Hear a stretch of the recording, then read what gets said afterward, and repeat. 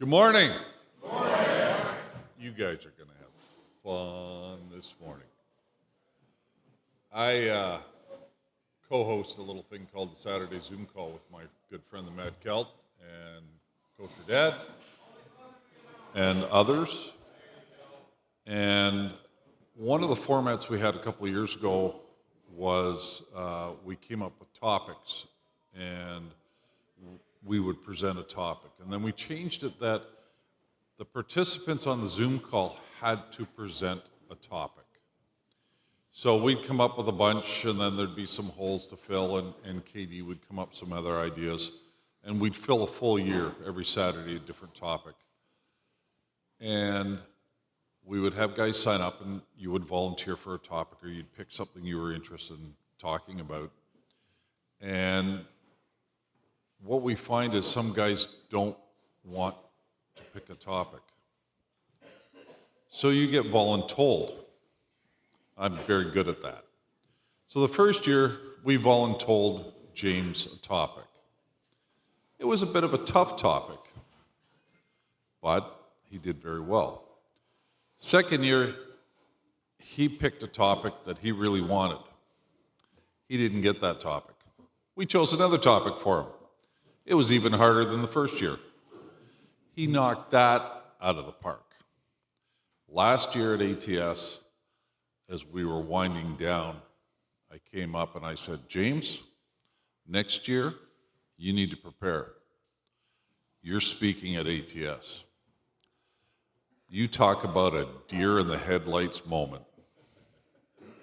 For a tough little Marine, and I don't mean that in a derogatory way, I mean heavy on the tough part, he looked like, oh, crap. He thought I was kidding. Till partway through the year, I reminded him, you're speaking at ATS, remember? And that was another, what's that, the little light you're talking about? Yeah. Yeah, that was a lighthouse.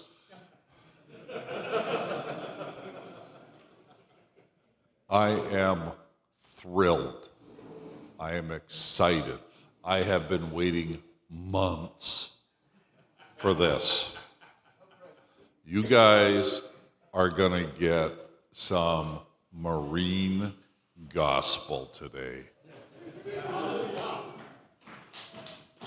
He is not filtered. I am not going to filter him. It's going to be epic. Ladies and gentlemen, James Rutledge.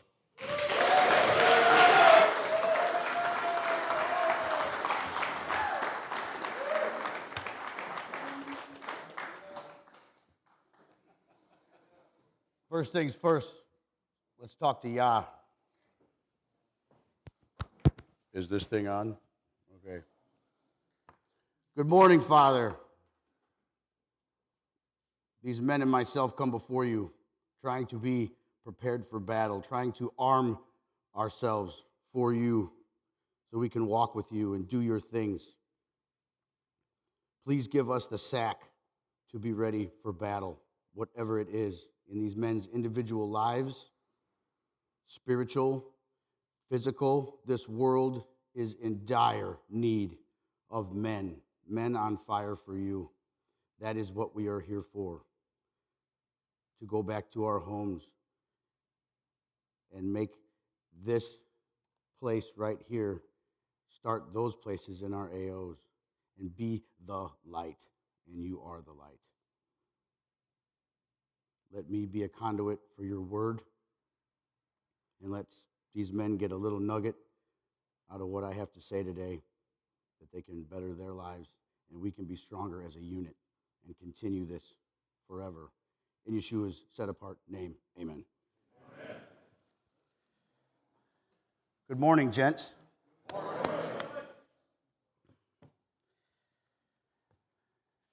First of all, I'm gonna ad-lib and I'm gonna talk, and I'm also gonna read like Dudley did, because I don't want to miss anything. Can you guys hear me? Okay. Is it cloudy? Is it weird? Very good. I'm standing up. This is all you get, man. I'm giving it all he's got. All right. First of all, some of these brothers thought I had what it takes to talk here. They had confidence in me, trying to talk to you about being ready for battle. I, on the other hand, feel the complete opposite. Copy? I feel unqualified. I'm humbled, and I'm nervous. And I don't get nervous in front of people. I'm usually, my whole life, I end up being the man out front. I don't know why. I don't know how. I'm not nervous in front of people. But when it comes to this, I'm scared to death. Talk about the most important thing I can speak out of my freaking suck hole and talk to you guys about. This is serious, and I don't want to mess this up. You deserve the best, and you usually have the best up here. Thank you, brother. I know some of you came to ATS thinking we always have some big names up here, right? You might have been expecting one of those this morning, or maybe a Special Forces Ricky Recon Danger Ranger kind of dude, but you got me, okay? No big name, but nobody. I'm just a regular old line platoon grunt from 22 years ago, a million years ago, right? Rifleman, 0311, 03 dum-dum, trigger pulling, door kicking, cannon fodder. That's me, okay? So I'm going to tell you something right now, though, and I'm serious as a heart attack. You came really far to be here. You sacrificed a lot, work, family. Some of you don't get no paid vacations. I don't get no paid vacation. You don't work, you don't earn, okay? You busted your ass to be here, to recharge that ATS battery that drains 364 days. Beep, beep, it's low. You get here, charge you up for the rest of your year, back home in your AOs, okay? But I'm going to tell you something right now. You came all this way. I will not waste your time.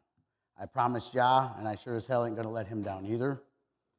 I promise I'm going to give you big content creator quality from a no-name dude like me. I think you're going to like this, and if you don't, sucks, man. But I put everything, I put a lot into this, okay? Because I love you guys, and this is important. This is the most important weekend of the year, okay? As far as brotherhood goes. We'll start out, if you don't know me, I'm going to do the regular talk. I'm going to tell you about me, and if you know me, you might not know some of this stuff about me, okay? And then we're going to get into testimony, and then we're going to get into the meat of this, okay? Hi, I'm James Rutledge. Hey, man. What's up, brothers? Okay, for those I haven't met and you're wondering who this sawed-off brother is that stands before you, okay? In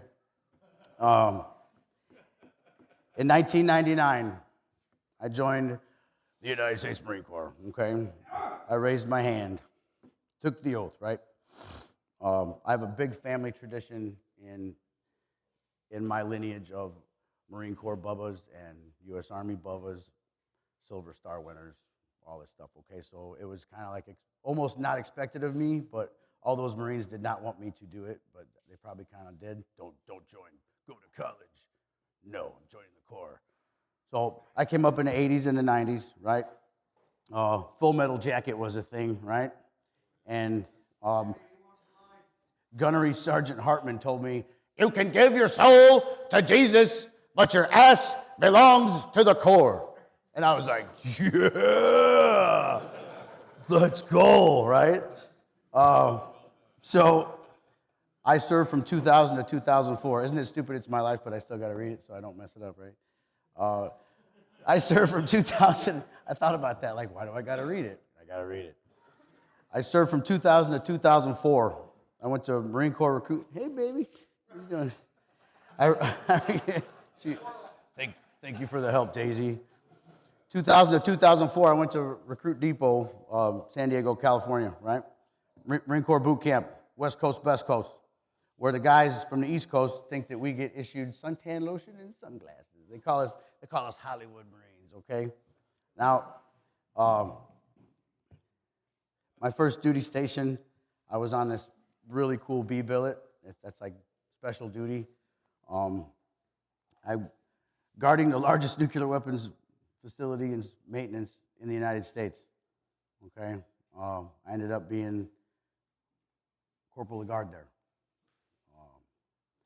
Pretty scary, thinking you thought you were safe. I was at the helm for like a year and a half. Everything's fine. And talking about all these, TJ talks about all these START treaties. I was doing that stuff, like dealing with Russians, and they're coming to look. And they used to, and the interpreters used to tell my leadership that they would make jokes because I was out there like, and I'm like, this is before I was corporal of the guard, but they were laughing because they're like, look at this little Marine. We have big Russian. Look, who is he? You know.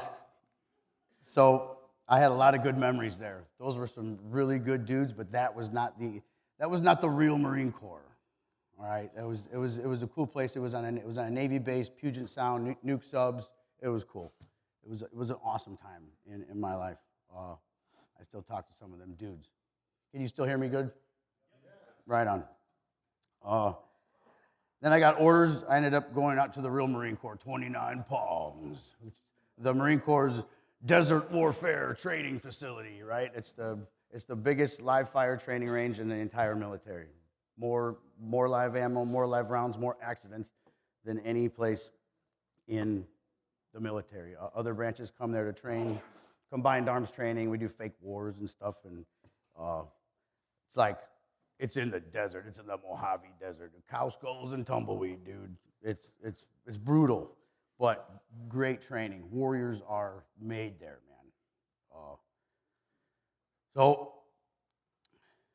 man. And I'm coming from the Pacific Northwest, dude. The only natural rainforest in America, okay? So I went from like Fern Gully and like Jurassic Park, and now I'm on Mars. Like, okay? And I had my first wife with me. She's like, "Why did you do? Where are we?" Oh.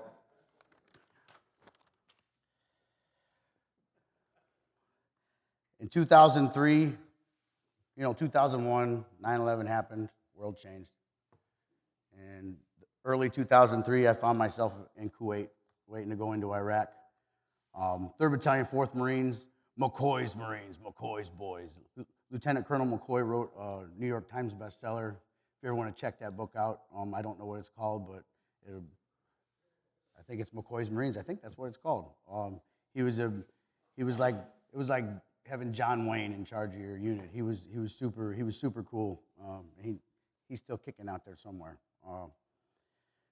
We were the tip of the spear for the entire northern push to Baghdad.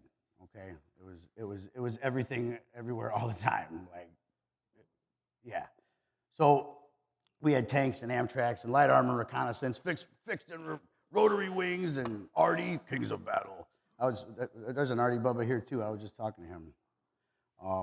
We were all First Mardiv at that point, Task Force 3-4. It was like our version of Blitzkrieg. You're effed. We're coming, dude. I feel bad for him, but not really.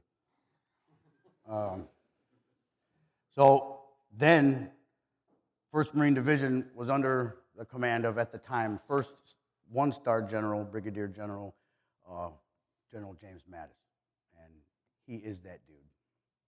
He is that dude. I remember he would jump around after the war was over, and we were waiting to go back to Kuwait, and we're sitting there. He would visit all the units, and I remember, and he would stay with us for a while. And they're like, the general's on deck. Everybody got to be squared away, right? But I remember waking up really early one morning, going to brush my teeth, and this General Mattis is out there with, it's like barely light sandbags, doing lunges. I was like, damn. He's that dude. He is that dude. It's not lore, it's not legend. He's the guy. So most of you, we did the 21 days to Baghdad. Most of you saw me on TV, me and our guys and a couple guys from tanks. There was about 20 of us that tore down the statue in a little square there, in the little circle. That was me and my homies. There was about 23 of us there that day. Okay, so man out front. Always end up being in the situation where like it's happening. I'm not shy. I am not afraid, except for talking about this. I was infantry fire team leader. We had beefed up.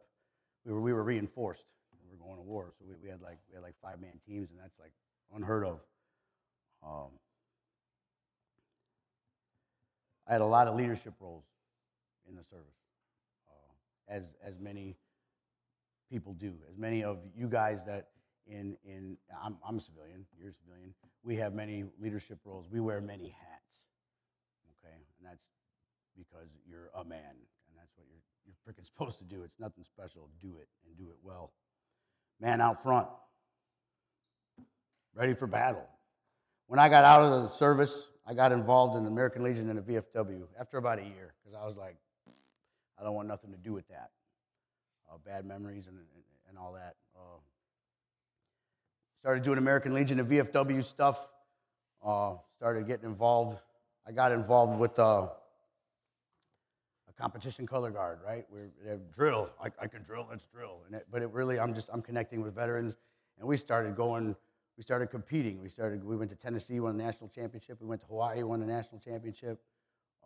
That piddled out, and it really wasn't meaningful. It was more just hanging out and partying. I got involved with another crew from another post, South Haven American Legion, Post 502, the post with the best legion in the region. All right. I got on a Department of Defense certified burial team. Why the hell do I want to do funerals? Why do I want to remember dead brothers? Why? I don't want to do funerals. Hey, you should do funerals with us. No. Did it. Ended up finding something that I needed. I needed that. After 2 years, I found myself commander of that unit, man out front. Voluntold, pretty much voluntold, and I had huge shoes to fill. And I'm only a size 9. So I did that for 7 or 8 years. I was commander of that honor guard. I probably did final honors for over 300 heroes. The only heroes are in the dirt. Making people's worst day a little bit better, even though it's not for them. The final honors is for the person that earned it, but a lot of Korea, a lot of Nam, a lot of World War II. We're losing that. If you know one of those people, hear their story if they're willing, and just be there for them and tell them you appreciate that, even though it makes us feel uncomfortable. We're like, thank you for your service. But it's cool that we appreciate that you appreciate it. Man out front, okay? And maybe that good deeds will come back to me one day. I hope somebody puts me in the ground the right way. I sing lead in a rock and roll band, man out front. Super fun. I love music. I'm gonna forget it if I don't say it now. Remember when TJ was like, "You'll never see me play drums," and then like, I'm playing drums because Yah said that's his gift. You have a gift. Don't hide it. Okay. We had a guitarist die a couple years ago, right around probably a year before he started sharing that with us and the world, because it's not his. Okay. Our guitarist died. We didn't do band stuff. We're done. Toast. Around that time, that inspired me to maybe let's get it going again. So after 2 years, 6 months ago, we just started practicing again. But boy, do we suck, man. We get to like, oh, we'll just play music. No, like getting back where you were is hard. It's work, but it's not ours. So you're gifting. You have that talent. Use it. Don't frickin' hide it. And if it's something that represented something bad in your old life, use it for good. Figure out a way to make it for Yah, even if it's not worship music. I play rock and roll, dude. But it brings people joy, and you can find a way to make it. You can find a way to make it righteous. Do it, and don't hide it, and be a badass. I carry a radio at work. I run a crew. I didn't ask for that either. I asked the Father a couple years ago for, let me be able to buy the house I've been in for 15 years. Let me bring my family together. I'm going to start doing your things. And he's like, right on. I'm going to give you all that. I'm gonna make it good for you, but I'm gonna pile all this shit on you. Because nothing good comes easy, does it? No. If it's easy, it probably ain't worth a damn. So be careful what you ask for, right? But I got the weekend off. I love you guys. I'm here. Been a pipe fitter for 21 years. Some of the most dangerous work environments out there. Atmospheric, you crushed, stabbed, burned. The environment's actively trying to kill you, right? Just like the enemy in your life is always actively trying to get you. So wear your PPE. Copy? I hate safety men, but wear your PPE.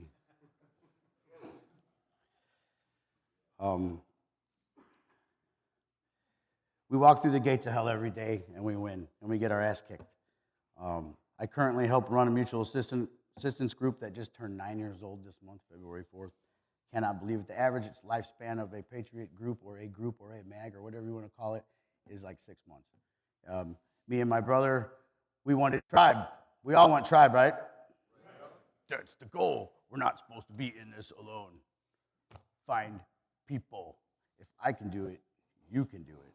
Okay? Me and my brother joined the group. This is dicked up. We don't like this. This is not correct. We left, and our light shined good, and people just followed us, and we made our own. Make your own.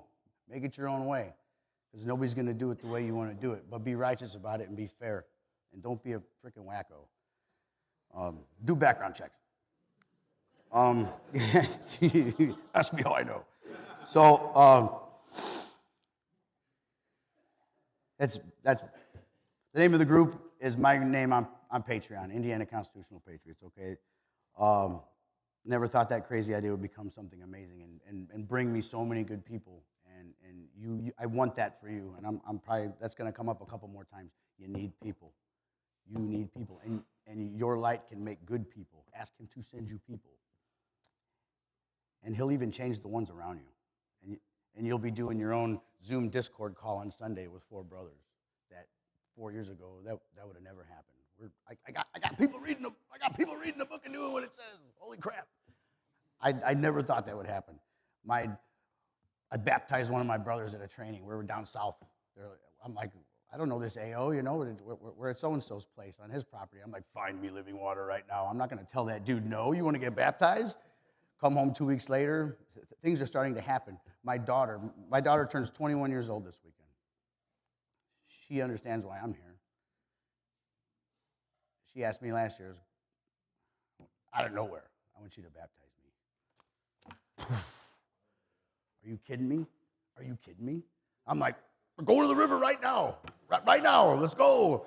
And it was beautiful, except for she forgot to plug her nose. She's one of them nose plugger people. So I brought her out, and she's like, I was like, oh, come on, man. I'm like, it's okay, baby. Yeah. I'm like, hey.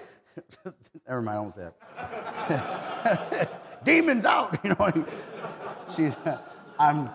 I'm super proud of her. Maybe you'll see this one day, kid. I love you. Happy birthday. I'm super proud of you. No, and I'm going to lose my place a couple times, so bear with me. I'm like a ham for the camera. I'm a goofball. I'm a nerd. Dad jokes, anything for a laugh. But I'm real. AF. I will never F you over. I might let you down, but I will never F you over. Trust is hard these days. And it sucks being one of those people, because I know there's a lot of people in this room, and how many times has being that guy effed you over because you are trusting, because you are that guy, that they stick it right up your ass. But don't let that change you. Don't let that change you, because that's almost pushed me from trying to be a good person, you know. I'm quick to anger. I'm like hate and discontent all the time. Short man syndrome, Napoleon. Okay, but I'm very quick to anger, but I'm not quick to violence. You know what I mean? It takes a lot. A lot of you are probably the same way. But don't be a pussy. No stranger to being the man out front, except when it comes to this. I've said that that's foot stomp, and I'm serious. This is the most important thing I could ever talk about in front of other men. It scares the hell out of me. Who am I to get up here and talk to you about being ready for battle and being the man out front? Well, I'm former scumbag. Benders, blow, drinking, all the stuff, dude. I was a piece of crap for a long time. But I'm probably here. I'm going to humble myself in front of my brothers. I'm here for reasons I definitely up here for reasons that I probably don't know. But I'm not going to say no.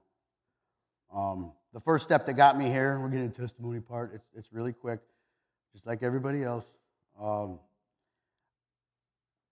2019 or something like that. I saw a video of one of my cool prepper dudes on YouTube. Look at this dude, he's cool. I'm doing that stuff. He's got a mag right on. It can be done. I watched a video that dealt with one of the first spiritual videos I seen from Prepper Guy. What the hell? You know who I'm talking about. So this video, it was a truck video you did. You were still living in Texas, driving back and forth, busting your ass, trying to make the dream happen. And it's the same time I was trying to make the dream happen. I'm like, and you're doing mag stuff. I'm like, right on. So it was a video on blood guilt, that thou shalt not kill, that shalt not murder. You ever hear a message and thought it was just for you? That video was probably for a lot of people, but if you ask me, that video was for me. And that started all this, man, because I'm carrying a lot of that crap. And that introduced me to a relationship with the Father that I didn't know that I was allowed to have. And that started the snowball. And now the snowball's it's coming at you right now. Okay?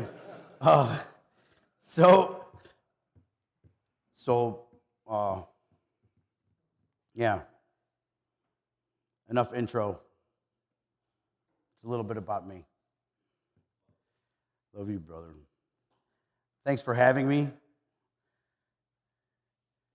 It's last chance. You've cut the cord. I'm up here now. Okay? Get the holy hook. All right. So back to the original question. Everybody can still hear me fine, right? Sounds good? Okay. If I'm mumbling, say, get the you-know-what out of your mouth. Okay. How am I, James MFR, going to teach these, not teach, but share or instruct or whatever? I'm not that guy. How am I going to help you be more ready for battle, right? And I'm talking to ya at this time. How? What did I say? Why did I say yes to this? So, because I'm not going to tell that guy no back there. I'm not going to tell him no. Yeah, it was voluntold pretty much, yeah. So, Father, how am I going to help? How am I going to help these guys be ready for battle, to be men out front? And he's like, you already know. What? Oh, no, yeah, that's not what I'm talking about.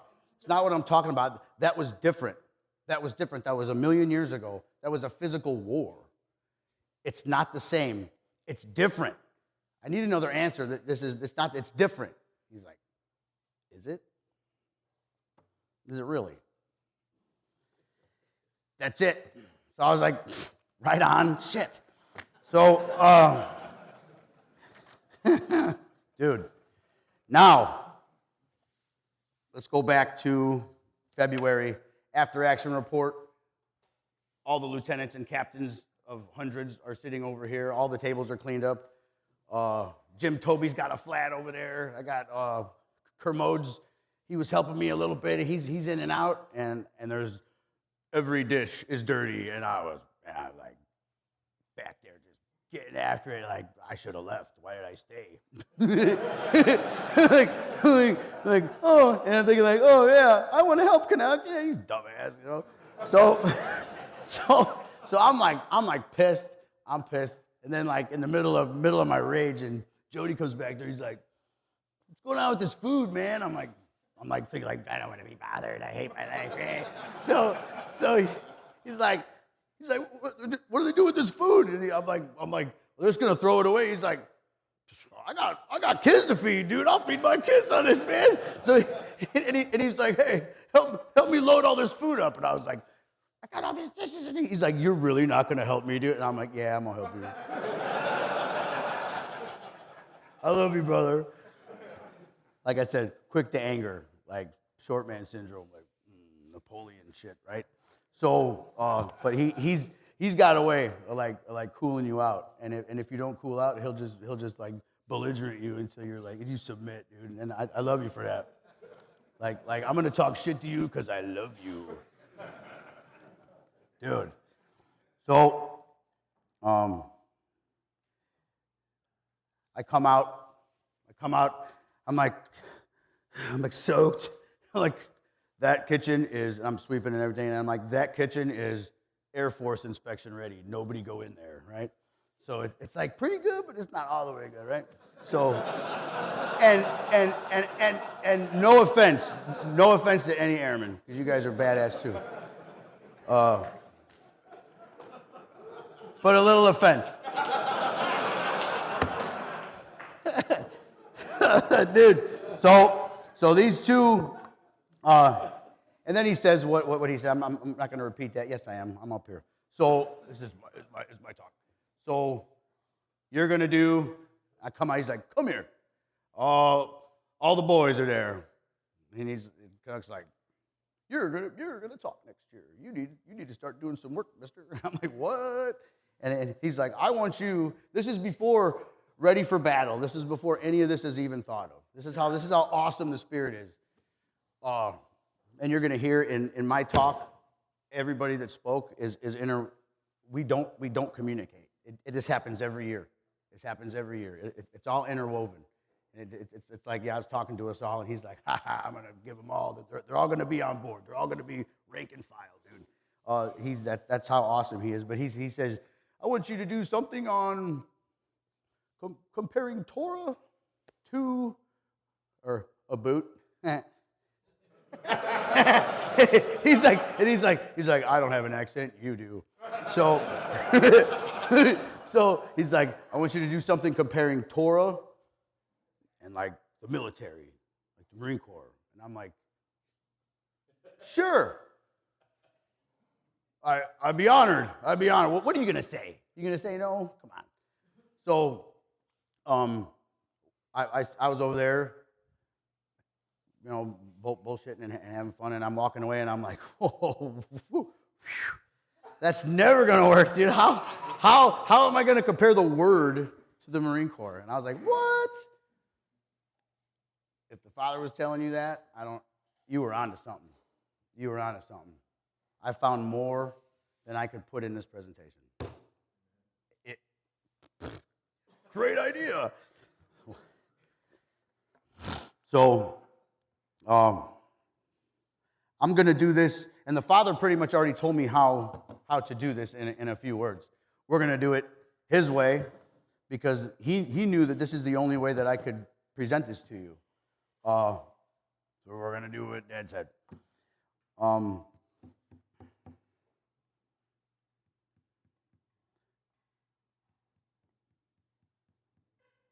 So how are we going to make ourselves truly ready for battle? And you don't have to be in the military at all. I'm just using this as parables. What that Ramez, right? Look, I'm learning. So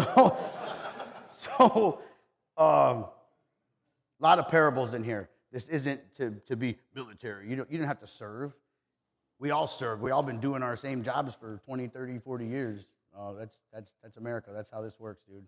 Not everybody can be in the service, and that's cool because that wasn't your path. How are you going to be ready for battle? Well, the only way I know how to be ready for battle is to train. Right? All right, speech over. So I'm out. You're gonna train. You're gonna train your mind. You're gonna train your body. Because we do stuff. We yod, we work, right? And you can't do that if you're a weak body, right? You must train. Muscle memory. And pain is the greatest teacher. But you don't just grab Joe Smuckatelli back on the block, take him up, he's smoking and joking back on the block. You don't just be like, hey, Joe, come here. Give him a weapon, gear him up, drop him off at the insertion point and be like, good luck, dude. Battle's that way. We don't do that. Hell no. Hell no to the no, no, no. We don't do that. We do not frickin' do that. We'd lose every war we had. We train. We train warriors. All right? You can be the mothers of America can make the military as soft as they want to try, but we need warriors. Okay? And this is a spiritual battle. All right? And physical. You need to be both.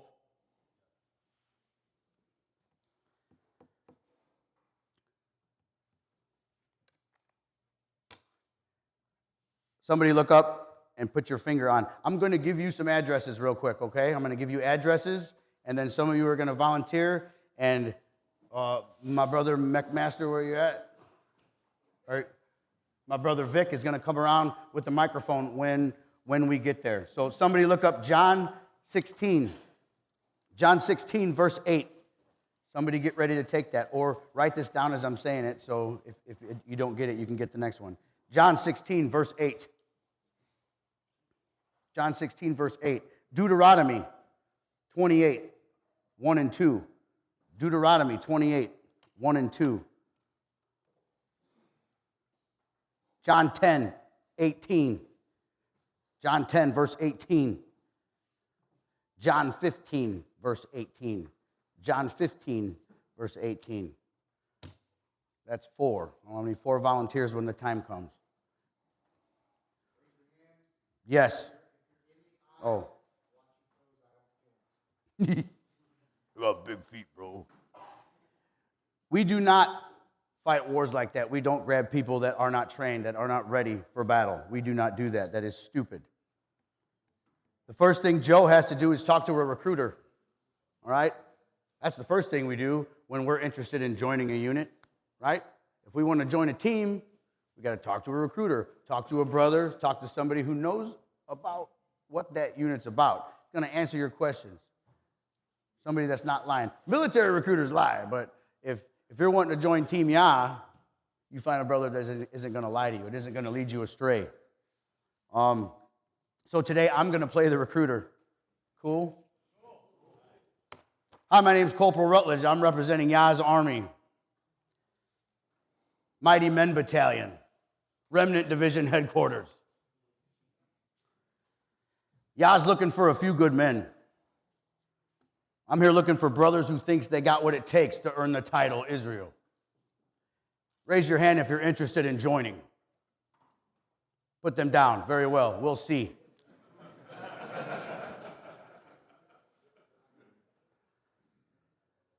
I'm just representing the real recruiter. The real recruiter is the Ruach, Holy Spirit. I can just tell you about it. The real recruiter is the Ruach. The Ruach is the bus that's going to take your ass to boot camp. All right? I'm going to tell you about it.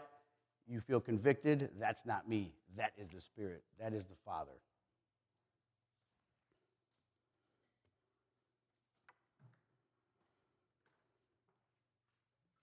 And Yah's not going to, he's not looking for, in the end product is the biggest, baddest, ready to rumble warrior. He doesn't qualify, or he doesn't call the qualified. If you're already ready to go, why do you need to be trained? You're not perfect. Who's perfect? Nobody, right? So he's going to train you because you don't know nothing. You don't know shit. I don't know shit. The Father's going to teach us. He's going to train us with his training manual. Before I ever got on that bus, when I went a million years ago, I had to take an oath. Here we're going to start with the connections. It's kind of funny. You're right, man. Before I ever got on that bus, I had to take an oath. I swore an oath to the Corps in 1999. I was 17 years old. Then I signed a contract or a covenant. What? A covenant is an agreement between two parties, right? A covenant. I agree to do this. I will do this. You will do this. Sound familiar?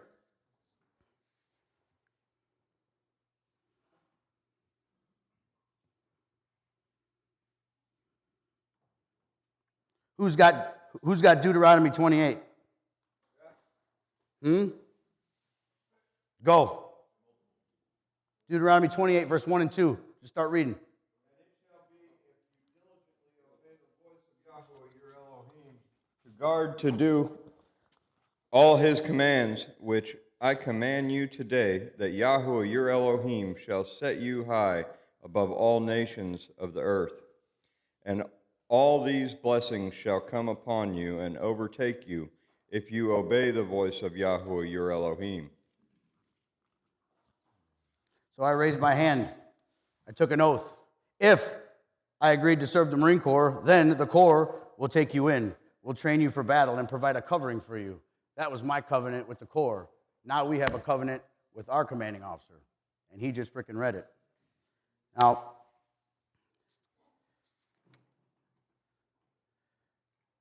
when you join the service, you basically write a blank check payable to the United States of America for the amount up to and including your life, a life you laid down willingly. John 10:18, go. Do it. Oh, sorry.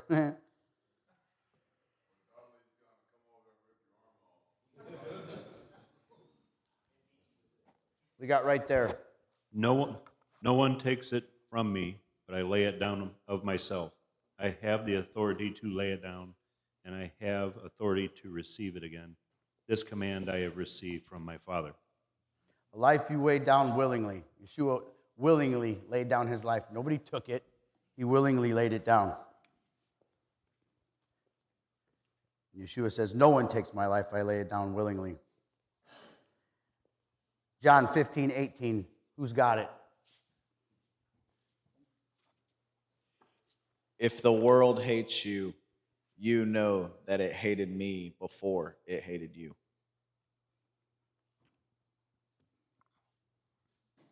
That's the wrong verse. Great. That's supposed to be greater love has no one than this, to lay down one's life for one's friends. That's either my typo or you're reading the wrong. Okay, somebody read the correct verse. Coming back at you. Which one was it?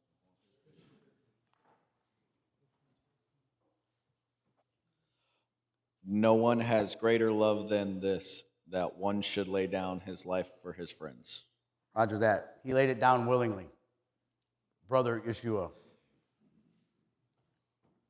I think Yeshua would have been a badass Marine way back in the day, or if he was around now. I think he'd be like Force Recon or something, right? I think that he'd literally be a PT God, right? Generals would bring him coffee, right? The only Marine that wouldn't need a Navy ship to make an amphibious landing. I'm walking up on the beach, getting to work. He'd be like, and he could judge. He'd be like rebuking and making judgment on bad guys, like as he's fucking strike one. So be judging and rebuking people as he's stacking bodies. He'd be like, double tap for you, and you can't hurt him because he has risen. Double tap for you. Moses brought the critters on 2 by 2. Double tap for you. I'm from the tribe of Judah, but I'm not that kind of Jew. All right? Okay. All right. He would have been a badass Marine. But he doesn't need to be a Marine to be a badass, because he is. Also, in that oath that we took, you swear to defend against all enemies, foreign and domestic. In Exodus 32, the Levites have some domestic enemies, don't they? What did they have to do? Raise your hand. What did the Levites have to do? Right there. Yes. Yeah, they had to go through the camp and kill their brothers, kill Yes. their loved ones. They Execute judgment on their fellow brethren. Yes, sir. They had some domestic enemies, right? In their midst, amongst them, in their camp. That violence was righteous, wasn't it? They were blessed because of that righteous violence, weren't they? Oh, man, imagine that. They were men. They were ready for battle. They were ready because that was the time. That was the day. The time is now. Get your sword. Go to work. That was probably hard to do. Let me ask you this. Is there any enemies in your camp? Are you worried about hurting somebody's feelings? You still hanging out with the same people who brought out the worst in you before this? Or they just always been your friends? Doing the things you used to do, are you allowing that? You allowing that temptation? The backsliding? That's me sometimes. But I got some old friends that are also badass, and I keep them. They look out for me. So use your judgment. Don't let being a nice guy drag you down. Be the light. Take a stand and be a man. So you get to boot camp. More addresses. Are you ready? Genesis 1:26. Genesis 1:26. Proverbs 24:12. Proverbs 24:12. Proverbs 4, verse 7. Proverbs 4, verse 7. Proverbs 2, verse 6. 2, verse 6. Proverbs 1, verse 7. 1, verse 7. So you get to boot camp. Your physical and your mental training begins. The core is going to make you in their image. The core is going to mold you in their image. Who has Genesis 1:26? Go whenever you get the mic.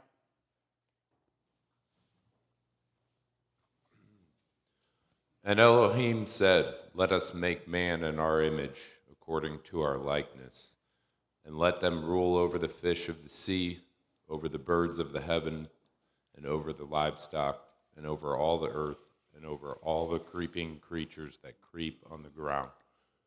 The core is going to make you in their image.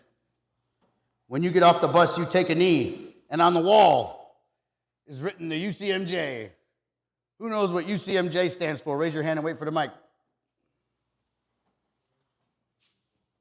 The Uniform Code of Military Justice. What is that? The law. Oh, there's a law? Ah, man. That sucks. So you take a knee. You're off the bus. You're on the footprints. You take a knee. You are reciting the law that's written on these big tablets. So, there it is again, Canuck. There, how'd you know? So we are taught the law. And now, even though we're not going to remember what the hell we just wrote because they're going to be yelling and kicking our ass, we are held accountable for that. Now we know. Who has Proverbs 24:12? Get the mic, go. If you say, "See, we did not know this," does he not consider it who weighs the hearts? And does he not know it who keeps your soul? And will he not render to man according to his work? The Father knows your heart. The Father made your heart. You don't think he knows what you're thinking? He knows if you're scumbagging it. Are you wheeling and dealing? Well, you know, I do that. I do that sometimes. It's not okay. But if you didn't know, you're held accountable, okay? But now we know, because we read it. Now we know. Now it's on us. Now it's on us to keep up and abide by that uniform code of military justice, to obey the law.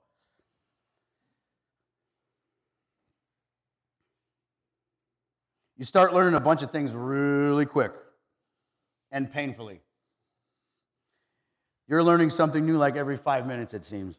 It's freaking crazy. Okay, you're 18, you're like, lots of mental training goes on. You are being taught lots of wisdom and knowledge, okay? And that's according to the world or the military. What does God say wisdom and knowledge is, right? Let's see. Proverbs 4:7. Who's got it? Get the mic and go.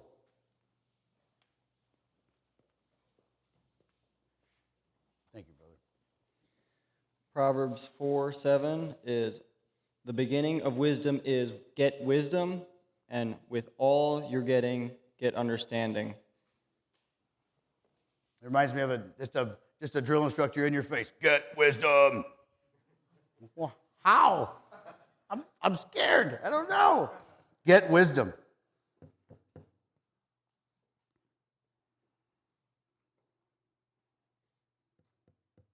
Proverbs 2:6. We're looking for wisdom and knowledge. Wisdom and knowledge. We want to learn so we can be ready for battle. To be a man out front, we need to know wisdom and knowledge. Proverbs 2, verse 6. Get the mic and go. For Yah gives wisdom. Out of his mouth comes knowledge and understanding. So, out of Yah's mouth, he speaks. If he speaks, that's the knowledge. So his word is knowledge. You got all of it right in front of you, man. You got all of it. You got everything you need to know how to do to be ready for battle. But you have to train. You have to read it, and you have to do it. Proverbs 1, verse 7. Coming hot.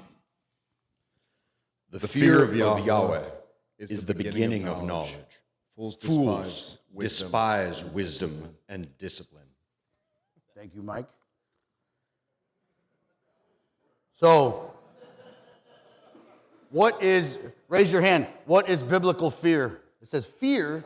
Are we supposed to be scared? Anybody with their hand up? Get 'em. Fear is worship. Or deep respect. The fear of the biblical fear, deep respect is the beginning of knowledge. When you respect somebody, you do what they say. You follow orders. Canuck, you're talking at ATS. Okay. I respect him. I'm going to do that. Roger that. I'll do my best. That's what we do to Yah. Yes, sir. You call him sir because he outranks your ass. When you're praying, you better throw in a couple sirs. Okay? I'm stupid. So,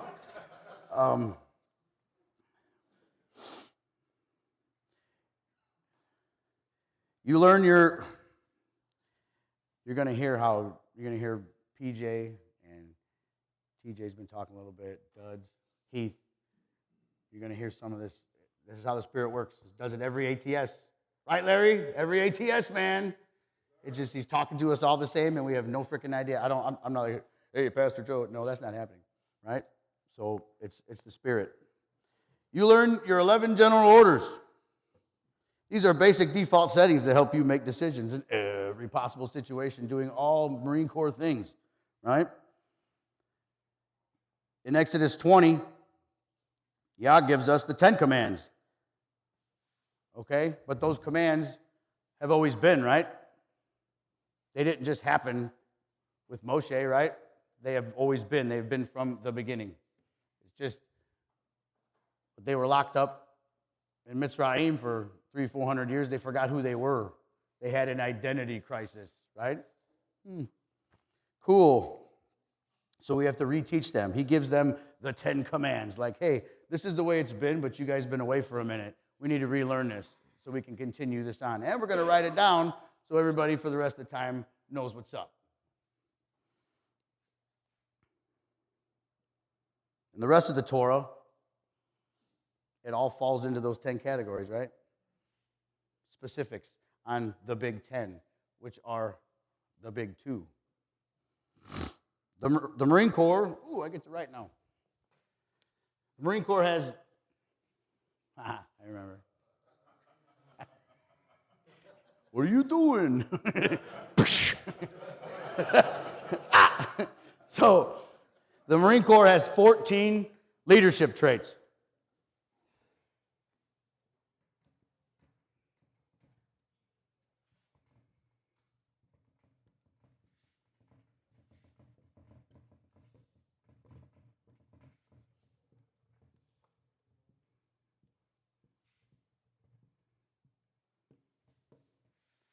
JJ did tie buckle. There's 14 leadership traits in the Marine Corps.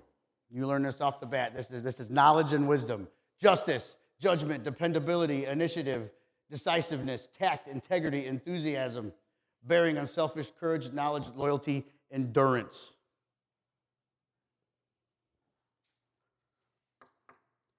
Does that sound like some of the traits of the men in this book? All of them, right? Does that sound like the traits of somebody that you would want next to you, standing out there, ready for battle, or in a spiritual battle? Damn Skippy. I wrote that. Damn Skippy.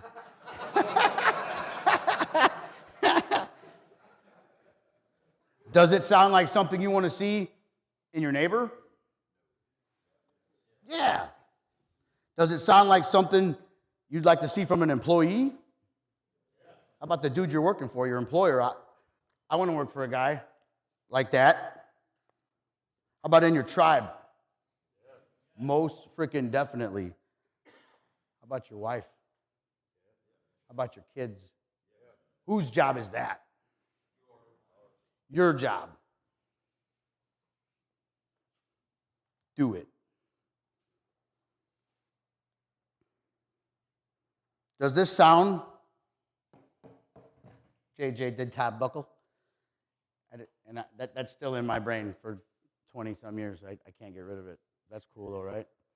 I can't remember what I did yesterday, but I can remember that. Does this sound like more of the traits in you before or after you knew Messiah? You had some of these. You had some of these, and sometimes you didn't practice them, right? And we still do that shit. I'm as bad as the next guy. But you have more of these now. Can we agree on that? Since you know Messiah and you know the Father and you're doing His things and you have a testimony and belief in Yeshua Messiah, you have more of these now. And you're probably still working on some of that. Me too. It's all good. I know a guy. So, you know why there's more?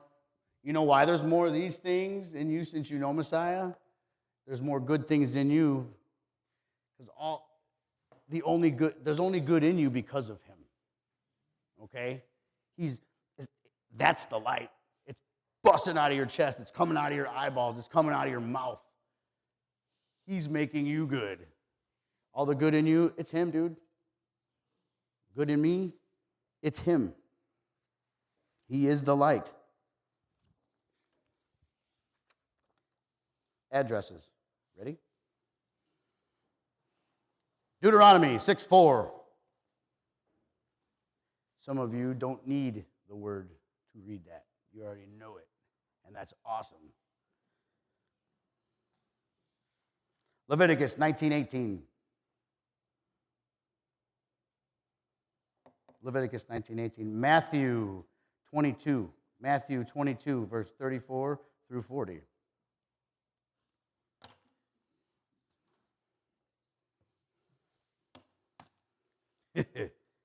How many primary objectives are there, KD, in the Marine Corps? You remember? How many primary objectives are there in the Marine Corps? 1. 2. 2. Here's one of them things, Connect. The Marine Corps has 2 primary objectives, especially in infantry.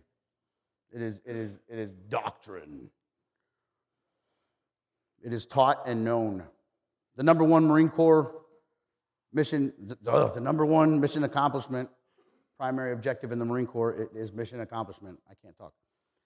Mission accomplishment, number one primary objective of the Marine Corps. The second is troop welfare. Those are the 2 objectives in the Marine Corps. Mission accomplishment, troop welfare. Now, yes, because troop, unlike YAs that go hand in hand, troop mission accomplishment in the service is more important than troop welfare, obviously, because that's what we do. Sacrifice the body for the mission. Same could be said about this. Same could be said about this battle. YA has how many primary objectives? 2. Somebody get Deuteronomy 6, verse 4, when you get the mic.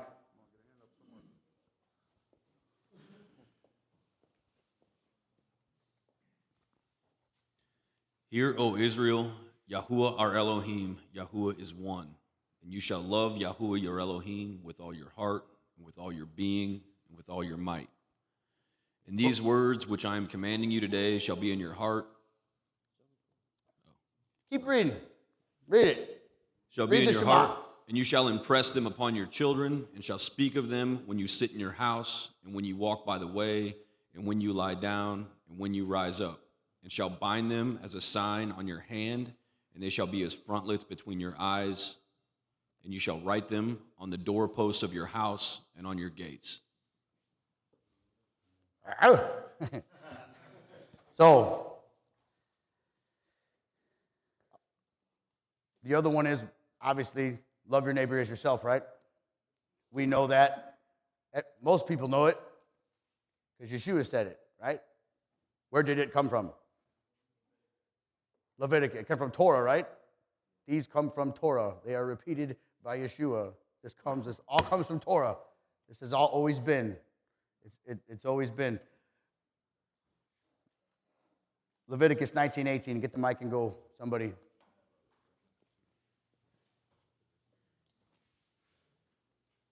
Do not take vengeance or bear a grudge against the children of your people, and you shall love your neighbor as yourself.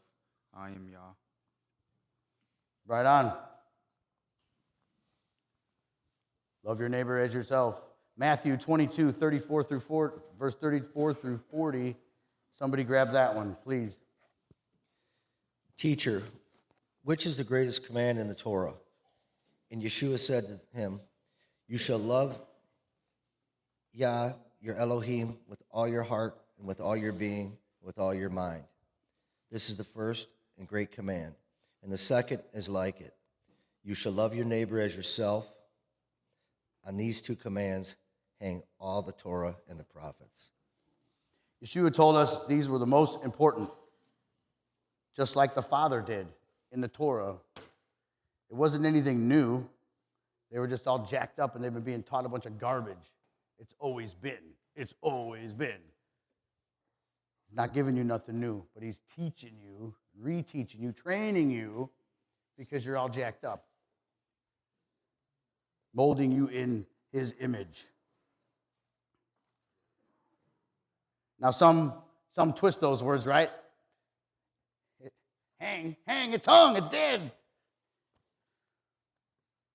As the sticker that everybody's got. No, that's not what I said. It's not what I meant. It's not what I meant, guys. These 2 primary commands Yeshua is talking about, the same ones from the Torah, they're so rock solid in the foundation that they have the tensile strength to support everything else. It's like the Father's like, Rutledge, weld those on there. He just folded them up, right? tensile strength, thousands and thousands of pounds. Mission accomplishment. Love Yah with everything you got. That's the mission. How does troop welfare fit in, Rutledge? Well, let me tell you. You're fighting a battle for that man on your left and the man on your right, physically and spiritually. You got a man on your left and your right now? Well, I'll be damned. When you're in a physical battle, you're going to have a man on your left and your right. Especially if you're in a cage with that dude, you better have like 10. So, you're fighting for them like it was your own life in a physical battle. We're fighting for each other like it's our own life. So troop welfare, you're fighting for that troop as if it was yourself. The mission accomplishment, love God. Love your neighbor as yourself, troop welfare. Copy? More addresses. We're going to learn how to march. We're going to learn how to march, boys. John, somebody get John 14:15. Put your finger there. John 14:15.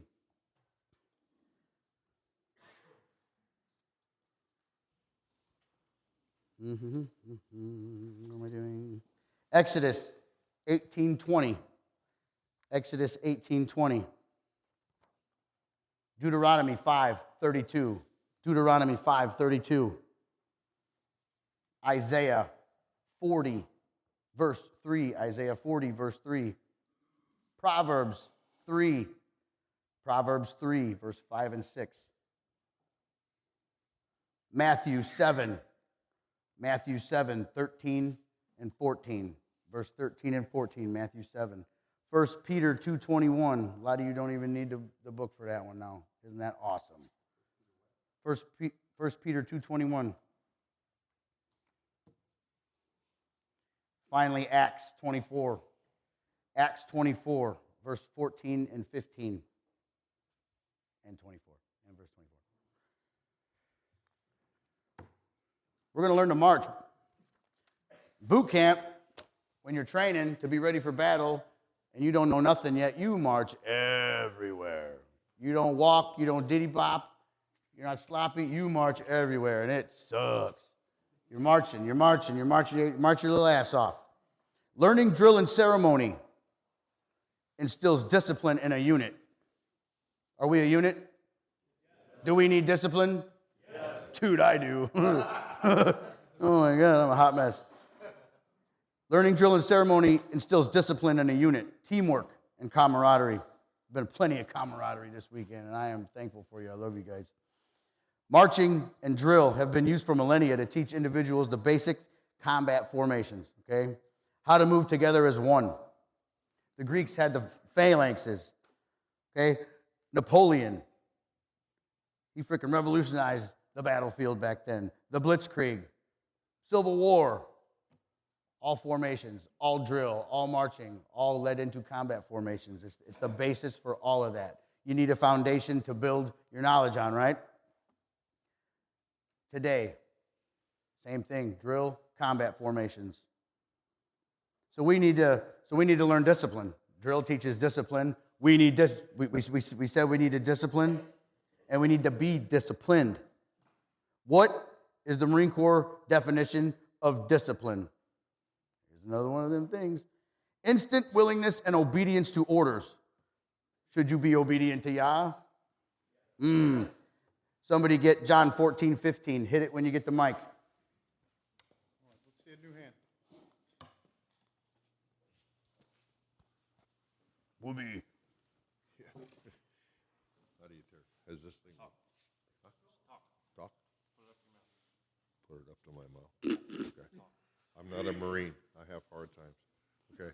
If you love me, you shall guard my commands.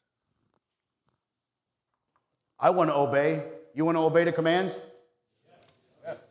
Yes, sir, right? Yes, sir. I want to serve him. I need his covering. I know I'm speaking for you, man.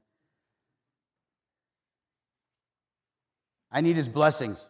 I'm thankful. I love him for all the things he's given me and for him putting up with my bullshit every day. And he still loves me enough to show up.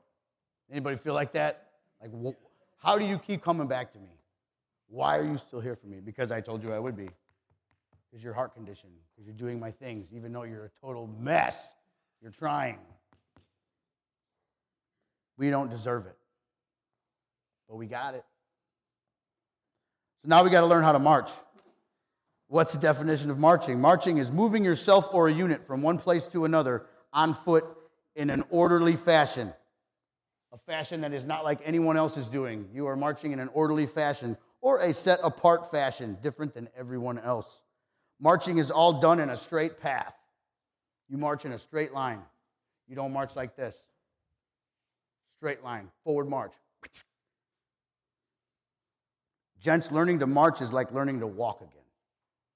Anybody, some of you are at different points of your walk right now, of your march. Anybody starting out, do you feel like you're learning to walk all over again? Like what is going on? Life is different. Life is not the same, but it's better. It's good. So we all get taught how to walk again. You think learning how to march would be easy? It's just walking. You've been walking since you've been 10 months old. This will be easy. It's a disaster. It is an utter disaster watching a platoon of fresh recruits of new believers learning how to walk. It's like, oh my God. Okay? Now, there's hundreds of sayings and acronyms and fun sayings in the Marine Corps. I have a favorite. I'm going to write it on the board because I can't say it. Hey, chicken farmer, what is a group of geese called? Huh? A gaggle.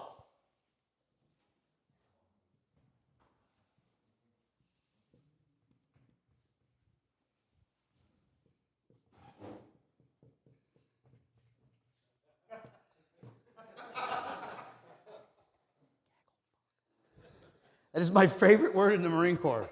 Okay? There's plenty of them in the that's service-wide. Service-wide. Gaggle. Okay? So there's, okay, a group of recruits learning how to march looks like all right? Geese, when you see them in the sky, they're badass. They're formed up. There's like Katie's up there riding a goose.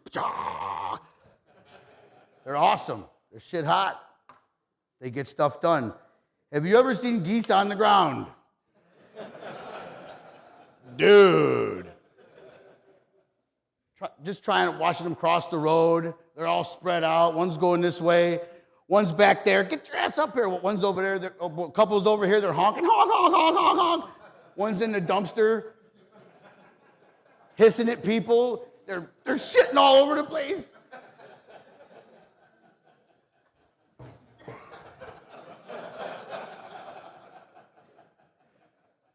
Now, that's what a fresh batch of people learn how to walk look like. That's how a recruits learn how to march look like. And I would like to think that to the Father, that's what we look like, you know? Especially me. He, at the end of the day, or the middle of my days, like, Rutledge, what kind of do you got going on? I love you, kid. Okay?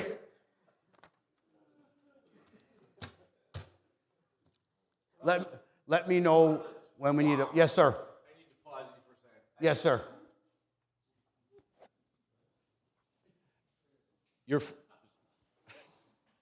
So Canuck brought up the talks, the topics that you covered on the Zoom call.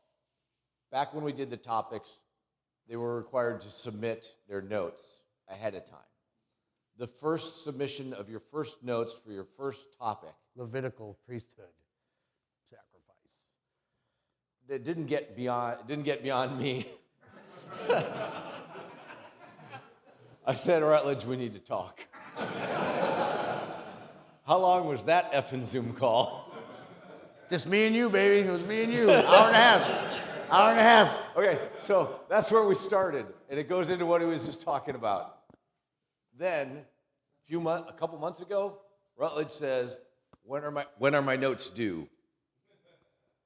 I said, Rutledge, we're not handing in notes. This is 100% him. Zero influence. Sorry. From me. Okay? Sorry, brother. To demonstrate what he was just talking about. A gaggle to this. Yes, sir. Okay, thank you. All right.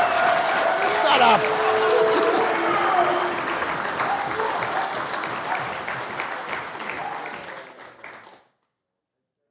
Let me know when we're like an hour and everybody needs to pee.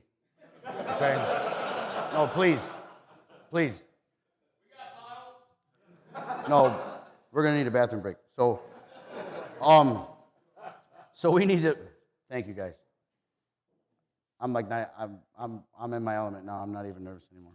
Thank you, brothers. So we need to march straight. We need to walk in a straight path. What does this word say about that? It's not what I say, it's what the word says. Who's got Exodus 18, verse 20? Get the mic and go. Come on, I saw a hand. I saw a new hand. Don't all volunteer at once. And you shall enlighten them concerning the laws and the Torah, and show them the way in which they should walk, and the work which they do. We need to be trained in the way of how to walk. And I emphasize the way because we're going to get there. The way. It just keeps coming up. The way. Walk straight. Train them in the way they should march and in which they shall do. Should walk and the work they shall do. So we have to walk, but the walk includes work. Copy that. And Pastor TJ, what's the definition of righteousness? Luke.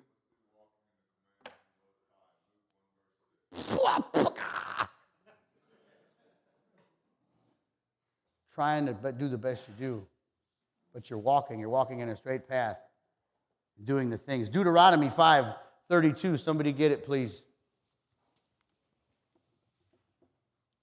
And you shall guard to do as Yahweh your Elohim has commanded you. Do not turn aside to the right or to the left. Don't turn aside to the right or the left. March straight, unless you're commanded to go right or left, or whichever way he wants you to go. We're moving forward. We're walking straight. Trying to straighten up our walk. I'm trying to straighten up my walk every day. I hope you are too. Isaiah 40, verse 3. Somebody get that, please. Let's go high, the sky.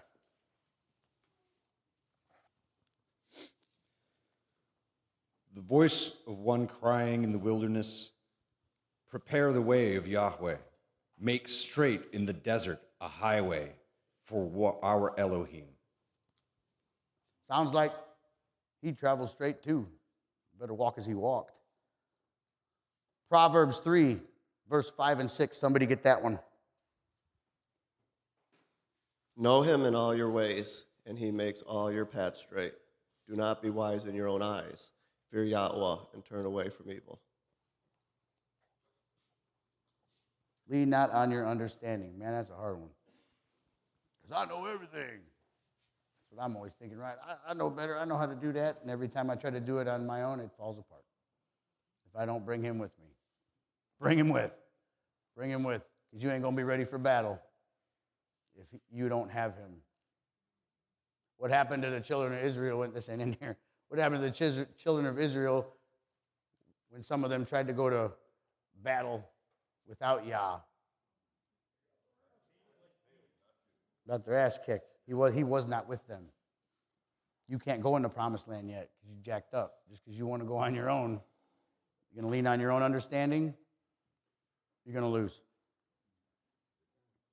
Matthew 7, 13 and 14. Matthew 7, verse 13 and 14. Let's hear what Yeshua had to say about this. Enter in through the narrow gate, because the gate is wide and the way is broad.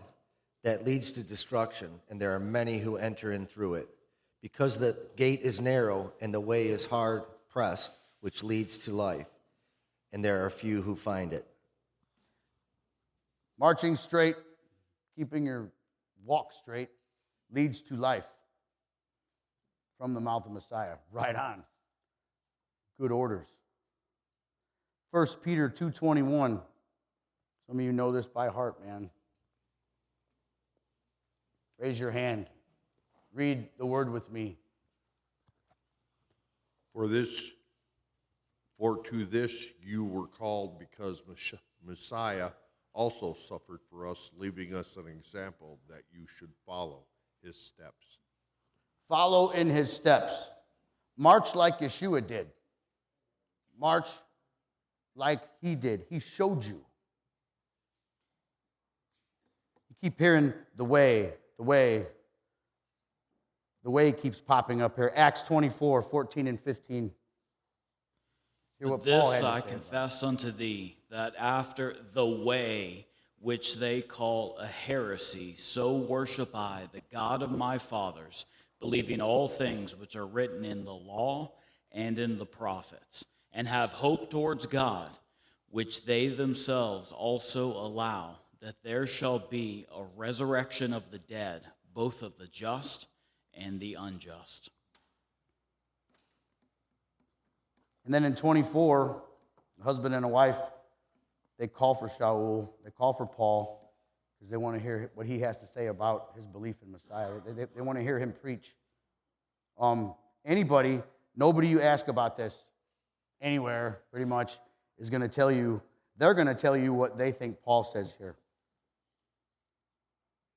Paul's telling you he believes in the incomplete word, the completeness of this word, Torah, prophets, resurrection, the way. Not many will tell you what Paul's thinking right here. You have to read it for yourself or have a brother to show you. Are you going to follow people that are going to tell you what they think this word means, or are you going to do what this word means? Because you're not going to be ready for battle. But eventually, after marching around every day as one, it starts getting a little easier. You start to learn. You guys start to get locked in with your brothers, and your feet are all hitting the ground at the same time, and it's sexy as hell. It's good. You're like, You start looking good. You start looking a little bit better. You start feeling good. Same with our walk. You start practicing this. It gets easier. It gets good.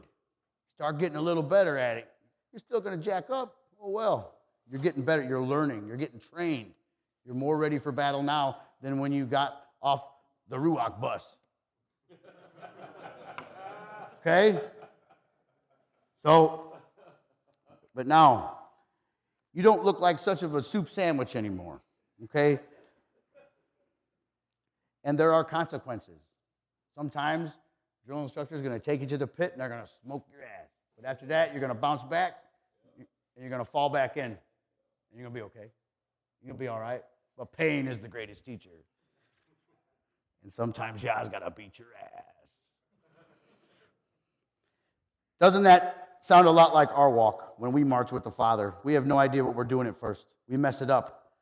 But if we start marching with Him every day, it gets easier. Are you going to mess it up? Yeah. But you're going to do a right flank. You're going to do a column left. You're going to course correct to the rear march. And you're going to get back. You're going to get back in line. You're going to come back under His covering, His atonement, His at-one-ment. And like one of my Zoom talks last year, I took a little bit of what KD said one time and I made it into kind of my own thing. And he gets the credit. My 4-mile circular patrol that has a checkpoint every mile. Checkpoint Alpha. Screw that. I don't need that. Circular patrol. Checkpoint Alpha. You try. You tried. You messed up. Checkpoint 2, checkpoint Bravo, the Father gives you a correction because he loves you. Checkpoint 3, you pivot. You repent, you shuv. You're like, roger that, Dad. Start doing what he said. Checkpoint 4, checkpoint Delta, you get the grace. You receive the atonement. You come back under the covering. And you go right back to checkpoint 1. You try. And the security patrol never ends until you die. And that's cool because that's a mission I want to frickin' be on. Cool. It's the Army. Do we need a pee break? No. Very good. So there's one guy out there like, damn it.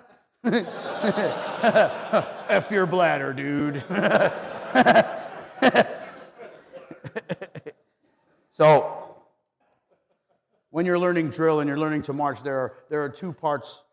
There's two parts to almost every command on the drill field.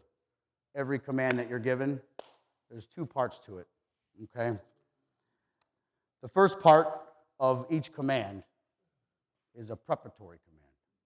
It lets you know what's coming. I'm going to read this first. It's a part of the command that gives you a heads up on what's coming next. It preps you for what's coming in the future. Okay? If I want you to turn right, you don't just say like, right face. And you're like, what? What the hell? If we're all going to move as one and we're going to perform on the battlefield, we have to listen to the command. And there's always a pause. There's always a pause in right face. Okay? I'm not too loud right now. Okay. What? Very good. Hey, homie. I got it. Actually, I'll let you call the next one. Okay. Sorry, I think I misheard you because I'm not going to get loud right now. No, I don't blow people's ears out. So, a preparatory command. It lets you know what's coming next. Okay, right face. I'm going to right. Okay, I'm turning right and then face. So it's right. I'm turning to the right. Now we execute. That's the command of execution. There's a preparatory command, a pause, and a command of execution. All right? Not left face. Forward march.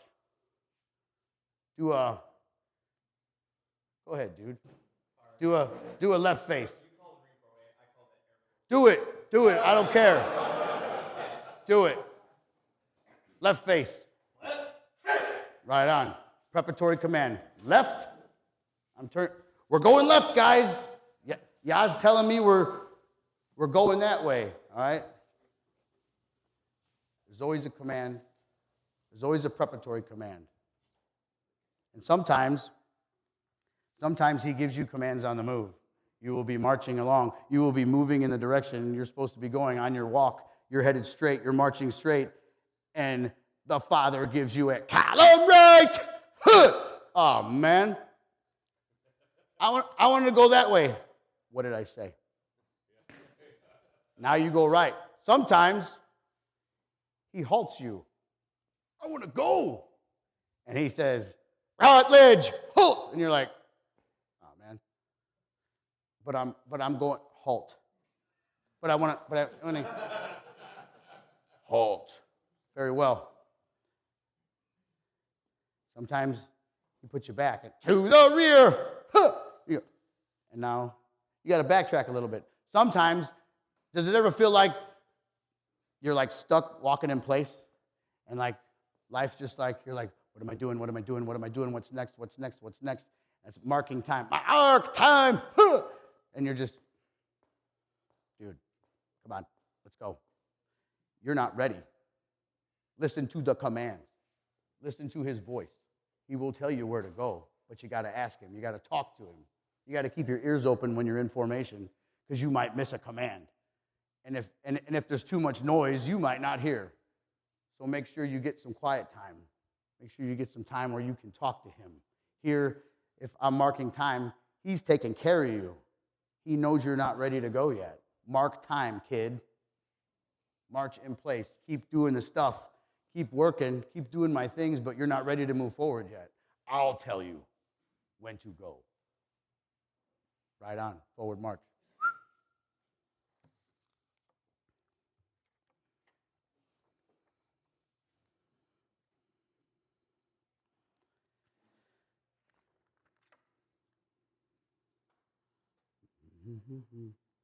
Somebody get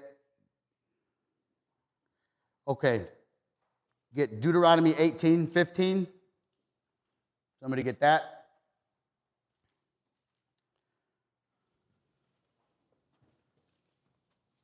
Luke 24:19. Luke 24:19. Revelation 14:12. Revelation 14:12. Revelation 22:12. Revelation 22:12.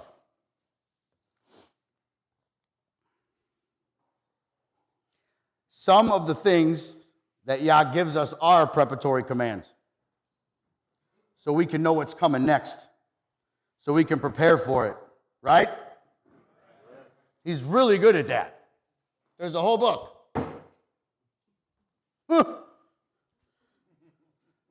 I'm going to give you some examples, maybe. Like when the cloud. Imagine we're in the wilderness. And we're at camp. And we're like, man, we're in the desert. And we see the cloud lift off the tent of appointment. That's a preparatory command. What does that mean? Pack up your gear. We're probably moving out. Right on. Yah gives Peter 3 preparatory visions, right? About the Gentile believers that was coming to see him. He prepared him for that. He does that over and over and over again in here. I know he does it in my life, and he does it little bit by little bit by little bit most of the time. I'm going to give you some crumbs, and your life starts changing, and you start heading in a direction, and he's preparing you for the command of execution. Sometimes you're not ready for that. Sometimes it's just a command of execution, right? Roger that.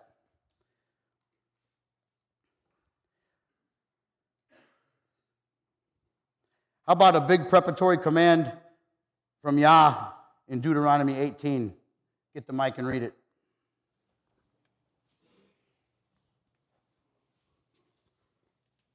Yahweh, your Elohim, shall raise up for you a prophet, like me from your midst, from your brothers. Listen to him. That was a pretty big preparatory command, wasn't it? Hey, Yeshua is going to be here one day. You might want to listen to him. Luke, and he called him, he said prophet, didn't he? Did you hear that? He said prophet. He's Messiah. A prophet. We were talking about prophecy just last night, right? I can speak the word of Yah, or I can foretell something that Yah told me that's going to happen, right? We were already told to be careful with that one. Luke, second witness on Messiah being also a prophet because he speaks the word of Yah. Luke 24:19. We'll get the mic and read it. Oh, start in verse 14. 14 to 19, please. 14 to 19. And they were talking to each other of all this which had taken place. And it came to be, as they were talking and reasoning, that Yeshua himself drew near and went with them. But their eyes were restrained so that they did not know him. And he said to them, what are these words you are exchanging with each other as you are walking? And you are sad. And the one whose name was Cleophas, answering, said to him, are you the lone visitor in Jerusalem who does not know what took place in these days? And he said to them, what? And they said to him, concerning Yeshua of Nazareth, who was a prophet, mighty in deed and word before Elohim and all the people. Thank you, brother. Prophet. Foot stomp that. Revelation is a pretty good preparatory command, right? Like as in the whole book. Preparatory commands, just so you know, kids, pretty important one. Revelation 14:12. Read it. Get the mic.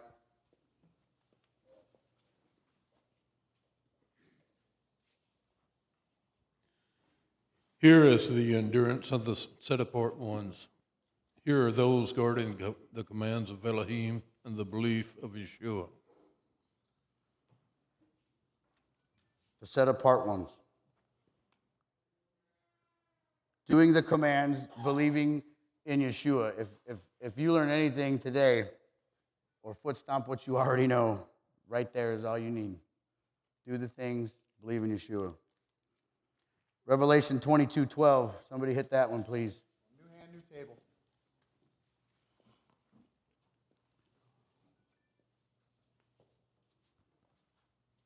And see, I am coming speedily, and my reward is with me to give to each according to his work. According to his what? Work. Holy crap. What's the definition of faith? Belief in action. That's faith. Not just something I think, I believe. You do. You believe, you do. Show me what you do. Faith without works is dead. Hey, freaking men. How many times have Yah given you a preparatory command, starts making things happen for you? Or just telling you to get ready, this is going to happen. Or we're going to be going this direction, son. I'm showing you things that are leading you this way. And like I said, sometimes it's just a command of execution. I get these a lot. Or he will prep me. Then me being me, might be some of you, I'll gripe about it, and I'll think on it for a while. Meanwhile, Yah, he's working on my heart. So when it's go time, I'm like, right on, Yah, let's go. Or he'll just beat my ass into submission, and I'll be like, okay, yes, Dad, praise Yah. This sucks, praise Yah.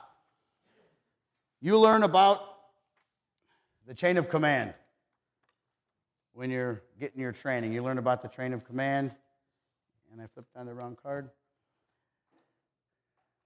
There's no addresses in this one.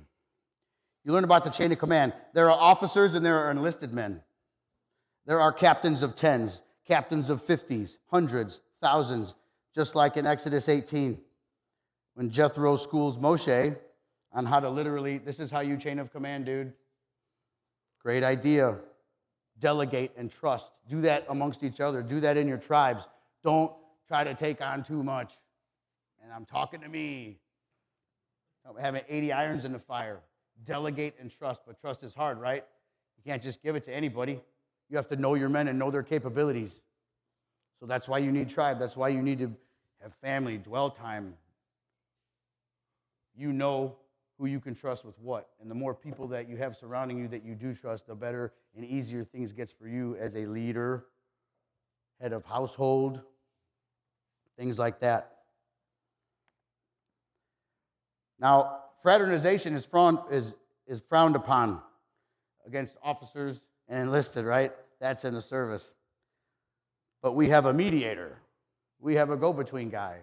We have a highest enlisted ranking man. It's either a sergeant major or in the infantry, it's usually a first sergeant. He represents us in front of the commander. And he can save us from getting smoked when we jack up, or he can disregard us and we get our ass burned.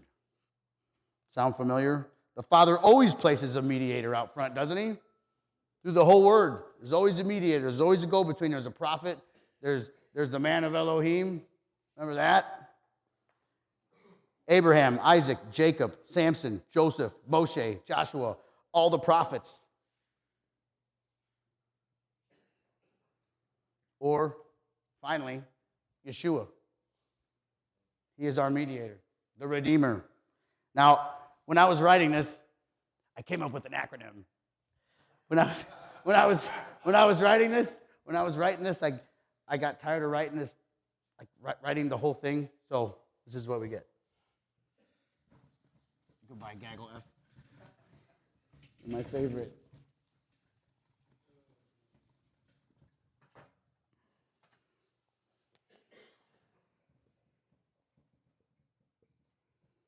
Forgot my own acronym.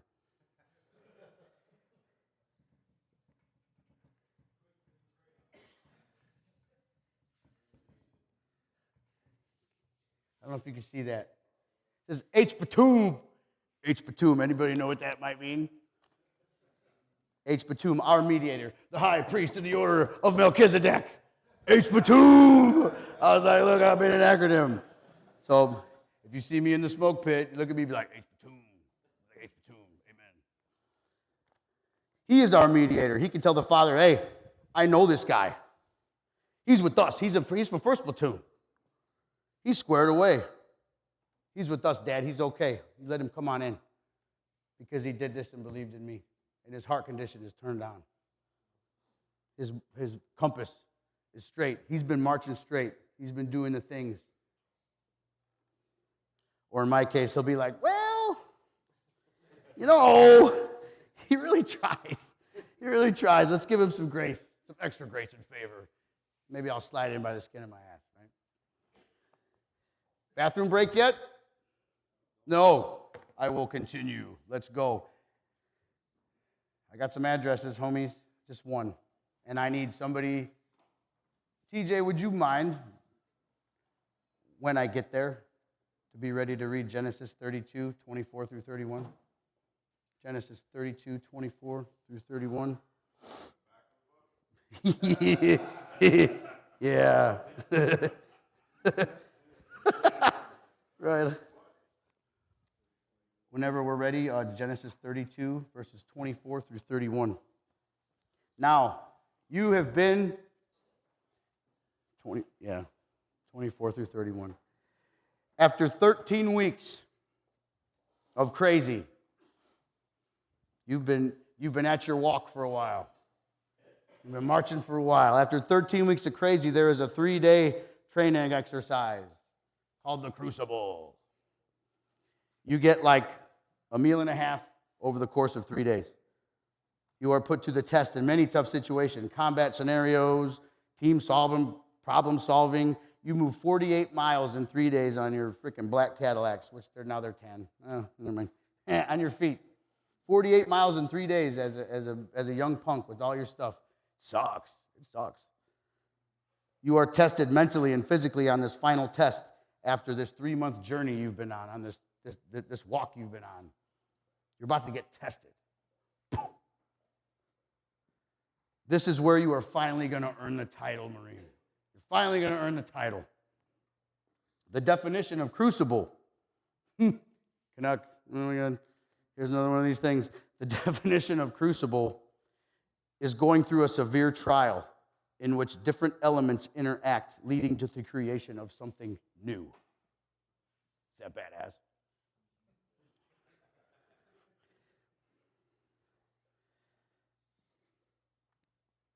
Pastor TJ, would you please read that? What I asked you to, please? Genesis 32, beginning in verse 24. And Jacob, was left alone, and a man, capital M, man, wrestled with him until the breaking of day. And when he, the man, saw that he did not overcome him, he touched the socket of his hip.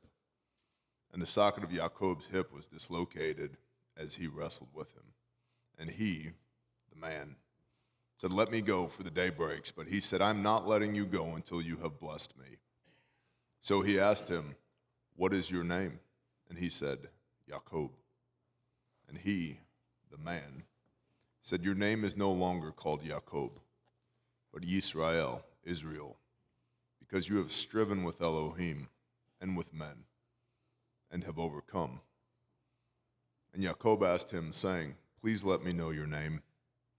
And he said, why do you ask about my name? And he blessed him there. And Jacob called the name of the place Peniel, for I have seen Elohim face to face, and my life is preserved. And the sun rose on him as he passed over Penuel, and he limped on his hip. Israel meaning to strive with Elohim, to overcome with Elohim, and to rule with Elohim. Thank you, brother.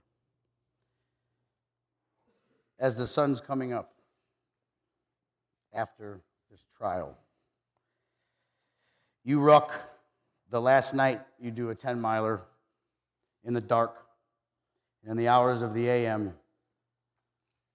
On the last day, you make your way up to the top of this mountain Things happen on mountains in this word, don't they?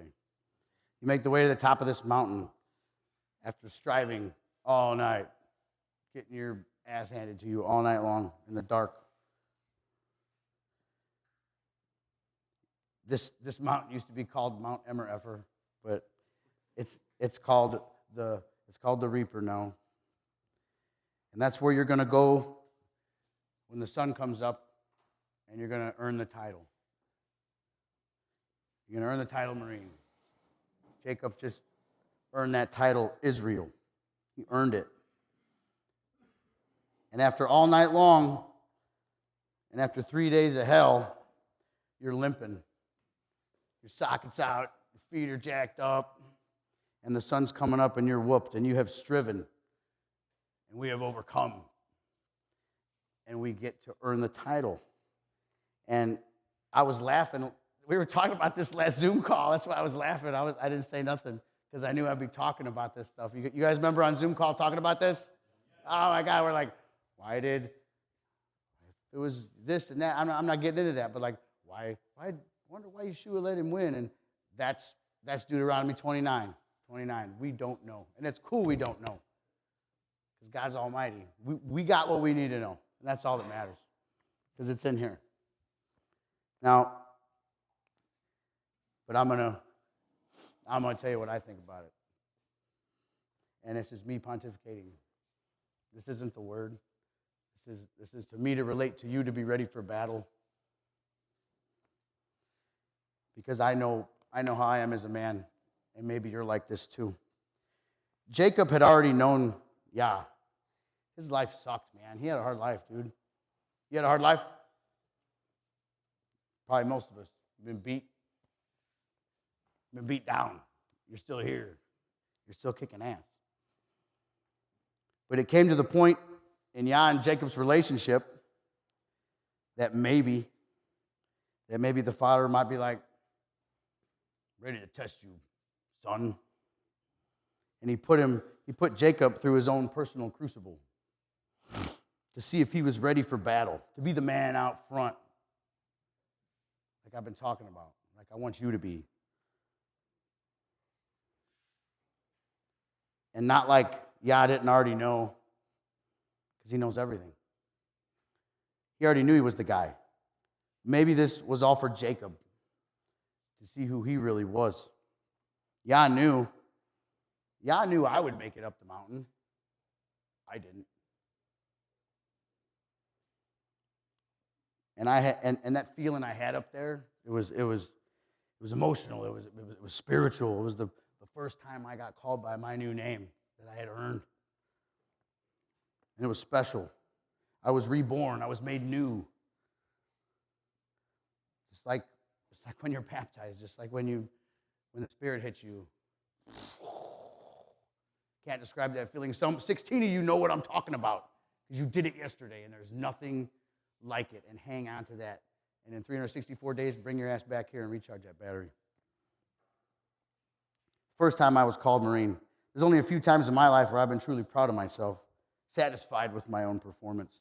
After earning the title and being renamed up on that mountain, after that struggle all night, I needed to be shown that I was good enough. Yah knew that I needed to be shown. He knew I could do it. He knew Jacob could do it.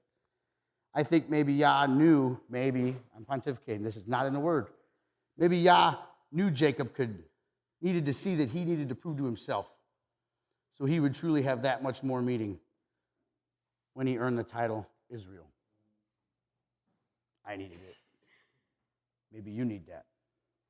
So answer me this.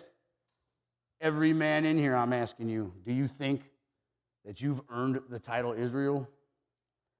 We should be trying to earn that shit every day.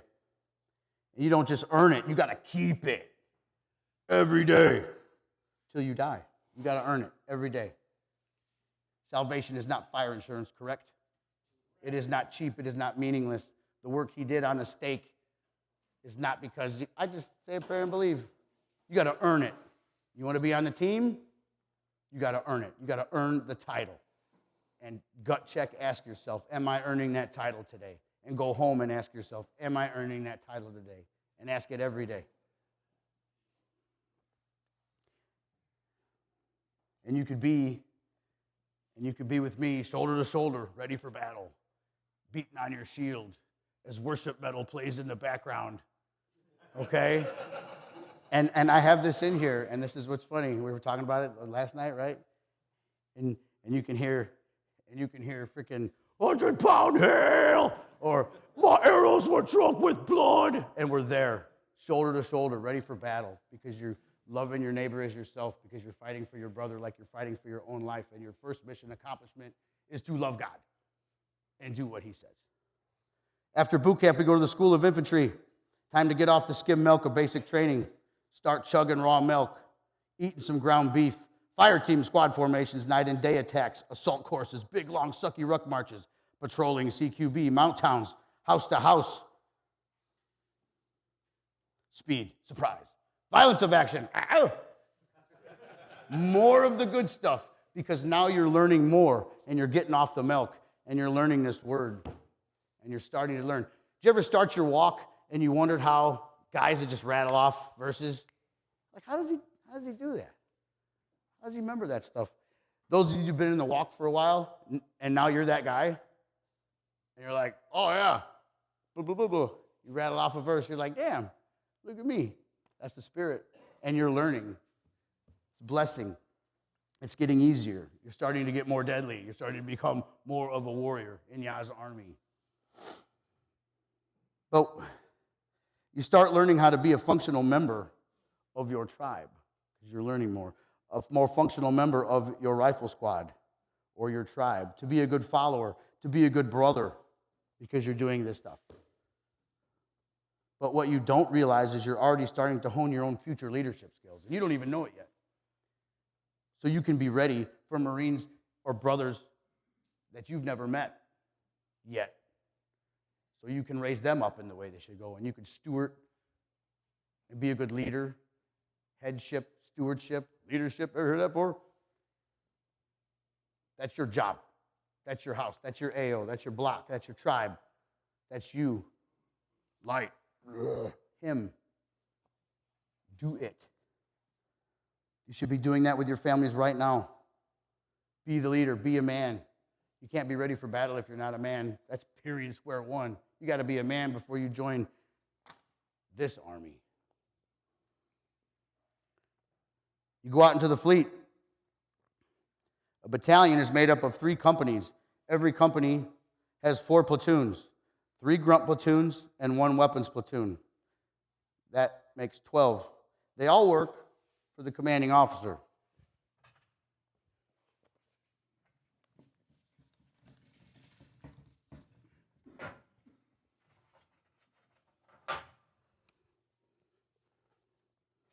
This is the Marine Corps. Check this out.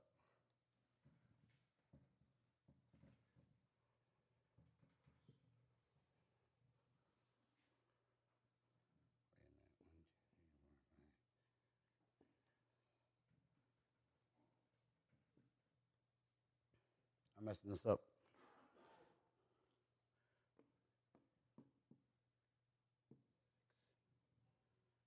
Damn it. Give me a second. I'm jacking this up. It's perfect. It's beautiful. I didn't draw it on here because I had it in my brain. Commander. There it is.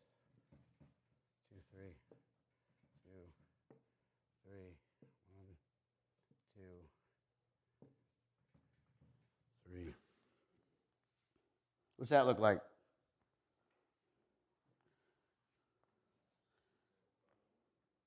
They're like camp. Battalion is made up of 3 companies, 4 platoons, there's 12. Looks like camp, right? Looks like Moshe's camp, tent of appointment. Something like that, right? When we finally get to our first unit, we finally find our tribe. We find our people. I want you to find your people. Are we supposed to do this alone? No. Yah wants you to be a prepper. He wants you to stack food in silos and on the hoof. He wants you to train and have armed homies so you can go do righteous damage spiritually and possibly physically. He wants you to be out front.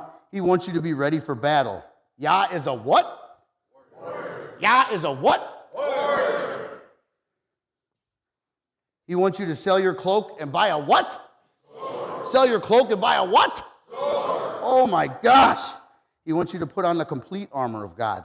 Here's some proof in case you needed it, that he wants his people to be ready for battle. Exodus 17, Joshua leads Israel against the Amalekites.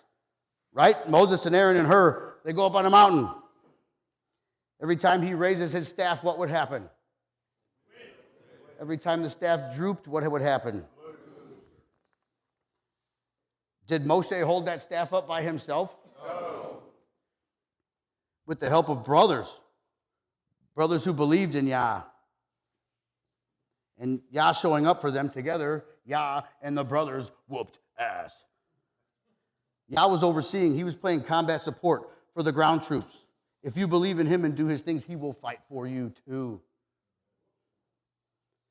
We talked about the Levites whacking 3K of their own, warriors. Samson killing 1,000 Philistines in Judges 15. Man out front, man ready for battle. 5 to 7 years of war fighting for the promised land. Men out front, ready for battle. Elijah killing 450 prophets of Baal in 1 Kings, ready for battle. David killing Goliath. Kind of my favorite, short guy wins. Yeah. Abraham and his 318 members of his mag, they go whoop on 4 kingdoms. Yeshua casts out demons and goes to battle with the highest authority in the land and creates a rebellion against man-made religion that lasts to this day. You are the resistance. You are the rebel rousers. We're still here.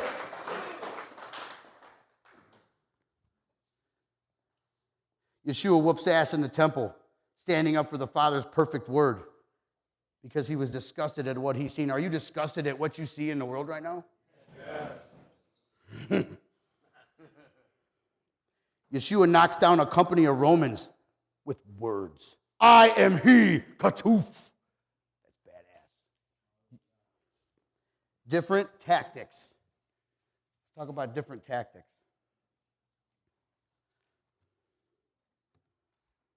I'm just going to read. I'm going to read this. Somebody look up Proverbs 25, 21 through 22, and keep your finger on that sucker. Proverbs 25, verse 21 and 22. And somebody look up Ephesians 6, verse 17.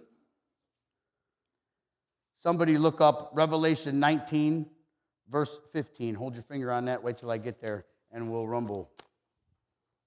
Different tactics. Sometimes running and gunning ain't the way to deal with your problems and your enemies, spiritually and physically. Just like in the infantry, the father also being a what? Warrior. Just because the father's also a warrior, we got some different tactics up our sleeves. We got some more stuff in our arsenal. 2 Kings 6, Elijah asked Yah for help against the army of Aram.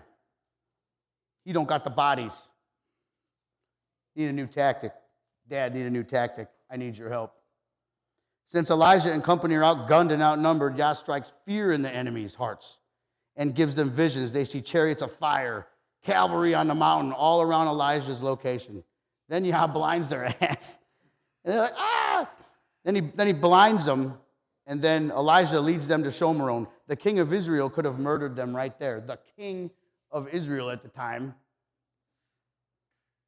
asked Elijah, you want me to kill him? Elijah tells the king, that's how much authority the man of Elohim had, the man out front, the man ready for battle. That dude told the king what's going to happen. King's like, you want me to kill him? We could slaughter him right here. Elijah's like, feed him. What, dude? Read Proverbs 22, read that Proverbs 25, 21, 22. Going to the back. I did this wrong. This is wrong. I messed that up, but it's 12. It looks like camp. If your enemy be hungry, give him bread to eat, and if he be thirsty, give him water to drink. For you shall heap coals of fire upon his head, and Yahuwah shall reward you. It's hard to do. It's hard to do. But we see an example of it. But sometimes that tactic ain't going to cut it. Some people need a knuckle sandwich or a wood chipper.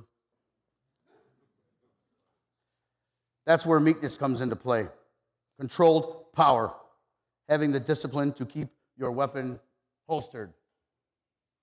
That comes with training, right? You ever see somebody on the range try to put their weapon in their holster that never been on the range before? And everybody's like, ah! Flagging everybody. You got your guts hanging out or something. You're like, dude. Or like, watch yourself go into your holster. Don't just try to do. Negligent discharge. People are running. All right. The last bar fight I got in, I was armed. Indiana, you can wear your weapon in a bar. Freedom. Not smart, though. So, just got there. That happened.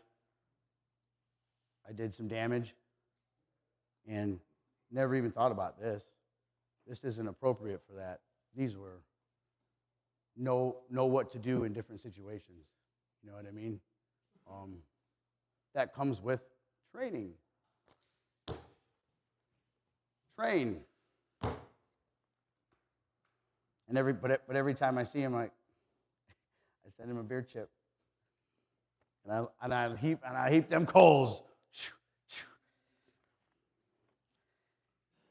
Yeshua wants you to pray for your enemies. You can pray for them, but you can ask the Father for the Father to help pull their head out of their ass and remove the scales from their eyes, or you're going to black them. Ephesians 6, verse 17, read it.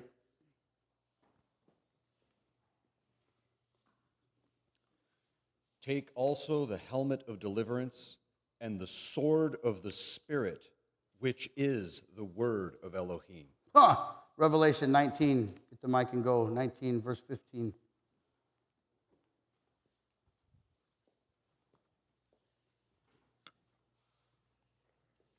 And out of his mouth goes a sharp sword, that with it he should smite the nations.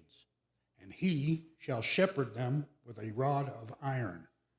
And he treads out the winepress of the fierceness and wrath of El Shaddai.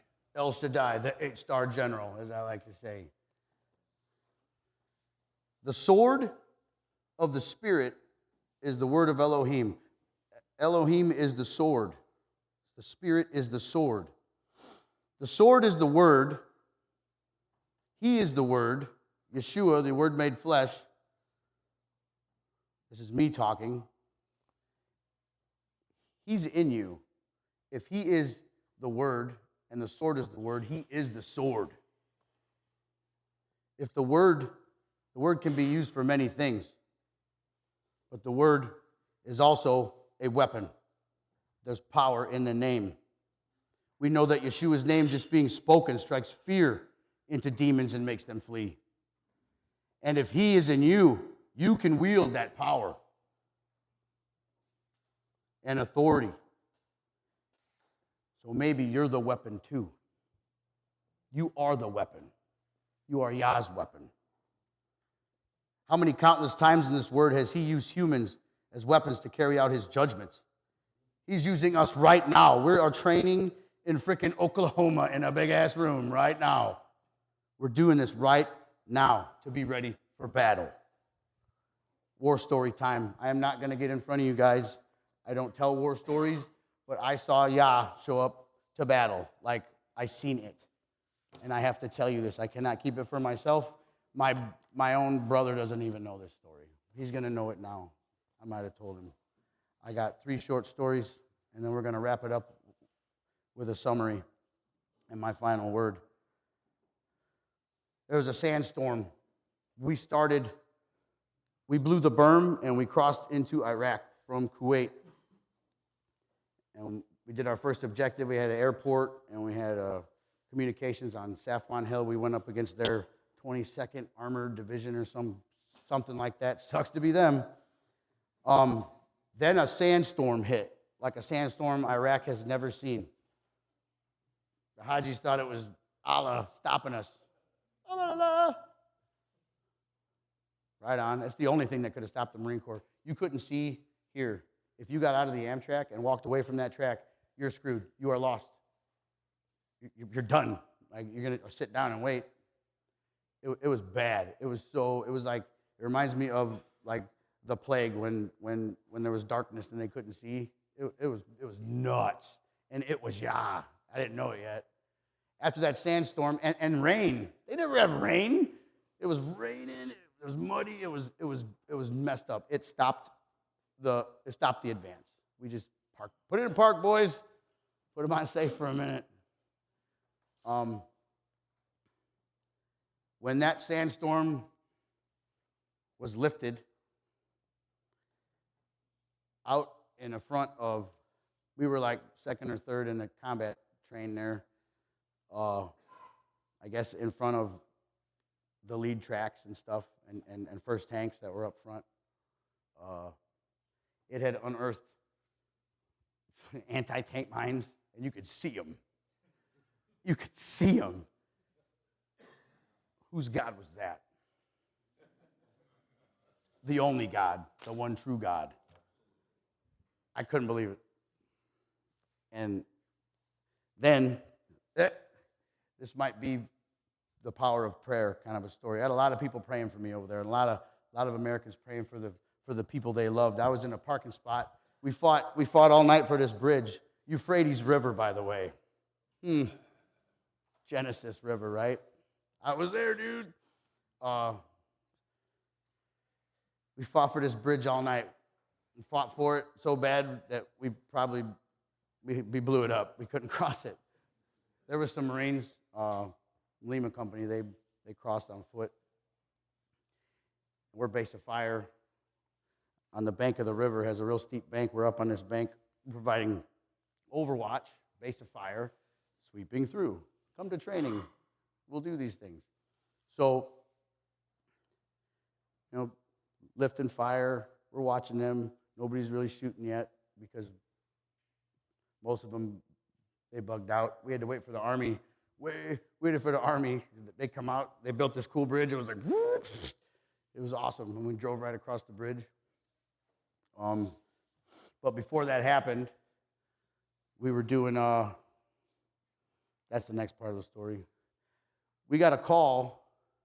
They were having something. We got screwed. We had to get out of our track, had to leave its parking spot. It was parked in front of this billboard of Leonardo DiCaprio, and the Marines had shot it up. It's cool. And they holding it. I'm like, yeah. So we got called back for it was like some EPW stuff. It was something to do with somebody needed some prisoners moved. And we're like, what are we going back? We got boned. You always get the bone. The green weenie's coming for you. So we go back. We're pissed because we don't know when this bridge is going to be built, and everything. And so we go back, and then the radio blows up. Crazy. Something happened. And we're like, I'm leaning on a palm tree eating MRE. I'm like, yeah, man. Let my feet breathe. Put your boots on. Ah! We get back. We go back up there. The vehicle that took, the Amtrak that took our spot, they got a pop shot from a mortar from across the river, and the top of the track looked like a Pepsi can, and the guys died. One guy was beheaded. It was bad. That would have been me. That would have been us, dude. Dead. I should be dead, like a couple times, but that sucked because that was just dumb luck. You know what I mean? Sucks. I don't know why. It's not for us to know. But I had a lot of people praying for me, and I think that our prayer chain, the power of prayer, is freaking real. Now I'm going to get back into the story that I already started getting into too early. Lima Company crossed on foot. They're moving this way. Base of fire. A couple days before, there was a vehicle that rammed a tank, like a explosion, hurt or killed the tank driver. I don't remember because information is wonky. You don't know what's going on. So now we're worried about vehicles. Every time a vehicle's been coming at us, we've just been destroying it. Light it up. Better us than them. I'm going home. I'm going make the other guy die for their country, right? But this is civilian mixture. Some of their army had took off of their clothes. They changed clothes. It was weird, man. And information was really bad. So Lima's running across. I ended up being in Lima when we got back. Lightning Lima, destroyer of small villages. So Lima's working their way across, dude, and we're base of fire. Here comes this expensive, nice-looking, look like a Rolls Royce or some shit. Oh shit, light. Bing. Here it comes. It's trucking. Why would you can see Marines coming. Why would you do that? Why? Light it up. Light it up. Vehicle comes to a stop. Yah's about to come. Don't worry. He's about to show up. Then dude pops out. We're looking for an excuse to use all our stuff. I know the guy that shot the first javelin in combat. He wouldn't shut up about it the whole time. He's probably still talking. I shot the first javelin. He shot it at the hotel at the airport. I shot the first. Shut up, dude. But pretty cool bragging rights. So dude comes out with an AT-4, smacks the front of the car. Ka-cha! Right on the windshield or on the grill, like where an engine is. We're like, ah! Swiss cheese. The Marine Corps just pimped your ride, dude. Then the back door opens from the car. I see a little foot, little shoe. This little girl, not that big, she's wearing pink. She gets out of the back seat. She's untouched. The whole war stopped. Some man out front, some badass man at Elohim, runs out, threw down his weapon. I saw him on the road. He said, come to me. Not like she probably understood what he was saying, but she's little. She ran to him. He scooped her up. I don't know what happened to her after that. Yah showed up. Don't know what situation that was. Don't know why they had their kid. Don't know if it was bad guys. Don't know. Trying to save Marines' life. We're trying to accomplish the mission. Yah showed up. I seen it. There's no way. There's no way that a person would live. No way. Yah showed up that day. Showed us who he was. Last thing. So I'm going to ask you again, like I did earlier. Who still wants to join Yah's army? Look around. Look at these numbers. Brothers, we can do some real good at anything we touch together right now. This is mass. This is numbers. We can get it done. But I want you to have this at home. Some of you are alone. It's bullshit. I hate that because I've been alone. Go home and do this. All you got to do is do the things, lead, ask him. It'll happen. You put yourself out there. Don't be a hermit. Find somebody in here. You can do it. Everybody lives next to somebody that is at least 2 hours from them right now, or like in your state. Okay? I drive down 4 hours to Corydon, Indiana to train. You can drive and hang out with some homies. Okay? Make your tribe. We're not supposed to be alone. You can make an impact at home. I love this. These are men I can respect, Yah. These are men that are ready to do battle for you. Men out front. Men I respect. Do you know what a sign of respect was? A long time ago, back in the old days, when you saw another warrior, you would remove your face covering, right? Or you'd lift your helmet up and you would show them your face. Anybody know that? Out of respect, deep respect for that warrior. What did that turn into? Right on. I like the way you do business. It turned into a salute. I salute an officer out of a form of respect. Fear, deep respect, biblical fear. Not fear, I deeply respect you. Just like we do Yah. He's the commanding officer. It is a mutual sign of respect between a commander and a subordinate. I salute him because I trust him. I know he's got me covered. I have the biblical definition, fear. But he always has to do what back to me after I salute him? He salutes me back. Because he appreciates my obedience, my following of his commands, and a kind of brotherhood between us. And I always salute first, and he returns it. And I hold mine until he cuts. And I'm the last one to terminate the salute. The Father gave this to me too. I thought I messed up at the end. I'm like, you dickhead. The Father gave this to me like 3 weeks ago. And I can't keep it for myself. I'm about to show it. It's not for me. I definitely think it's for you guys and for me to share. What is the first letter in Yah's name? What does it look like in the paleo? Like that, right? What is the first letter in Yeshua's name? Yod. Same thing, right? My name is in him. And we have deep respect for Yah. And he has deep respect for us. Because if then, because we're being obedient, he's got you. An outstretched arm. The outstretched arm is the Yod. So what is, got a Yod, right? Yod. What if I have deep respect and I just turn that up?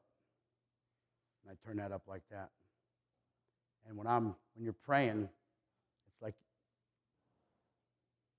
I start my prayer. When I end my prayer, is deep respect. And he blesses me. He salutes me back with some blessings. I'm being obedient. Good job, son. Or, love you, but you're fucking up. Right? That Yod. And for all these men,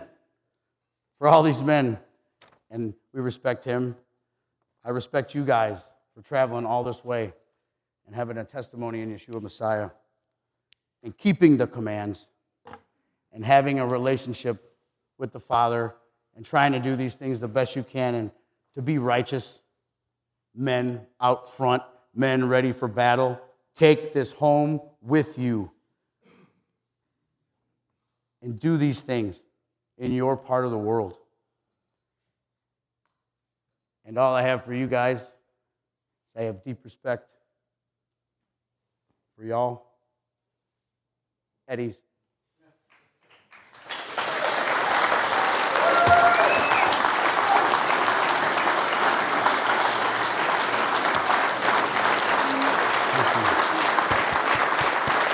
Thank you, brother. Thank you.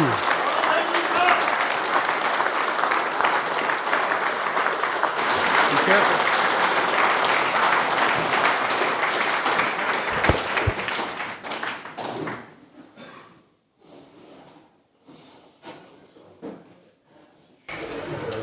I am going to voluntold you more often. Yes, sir.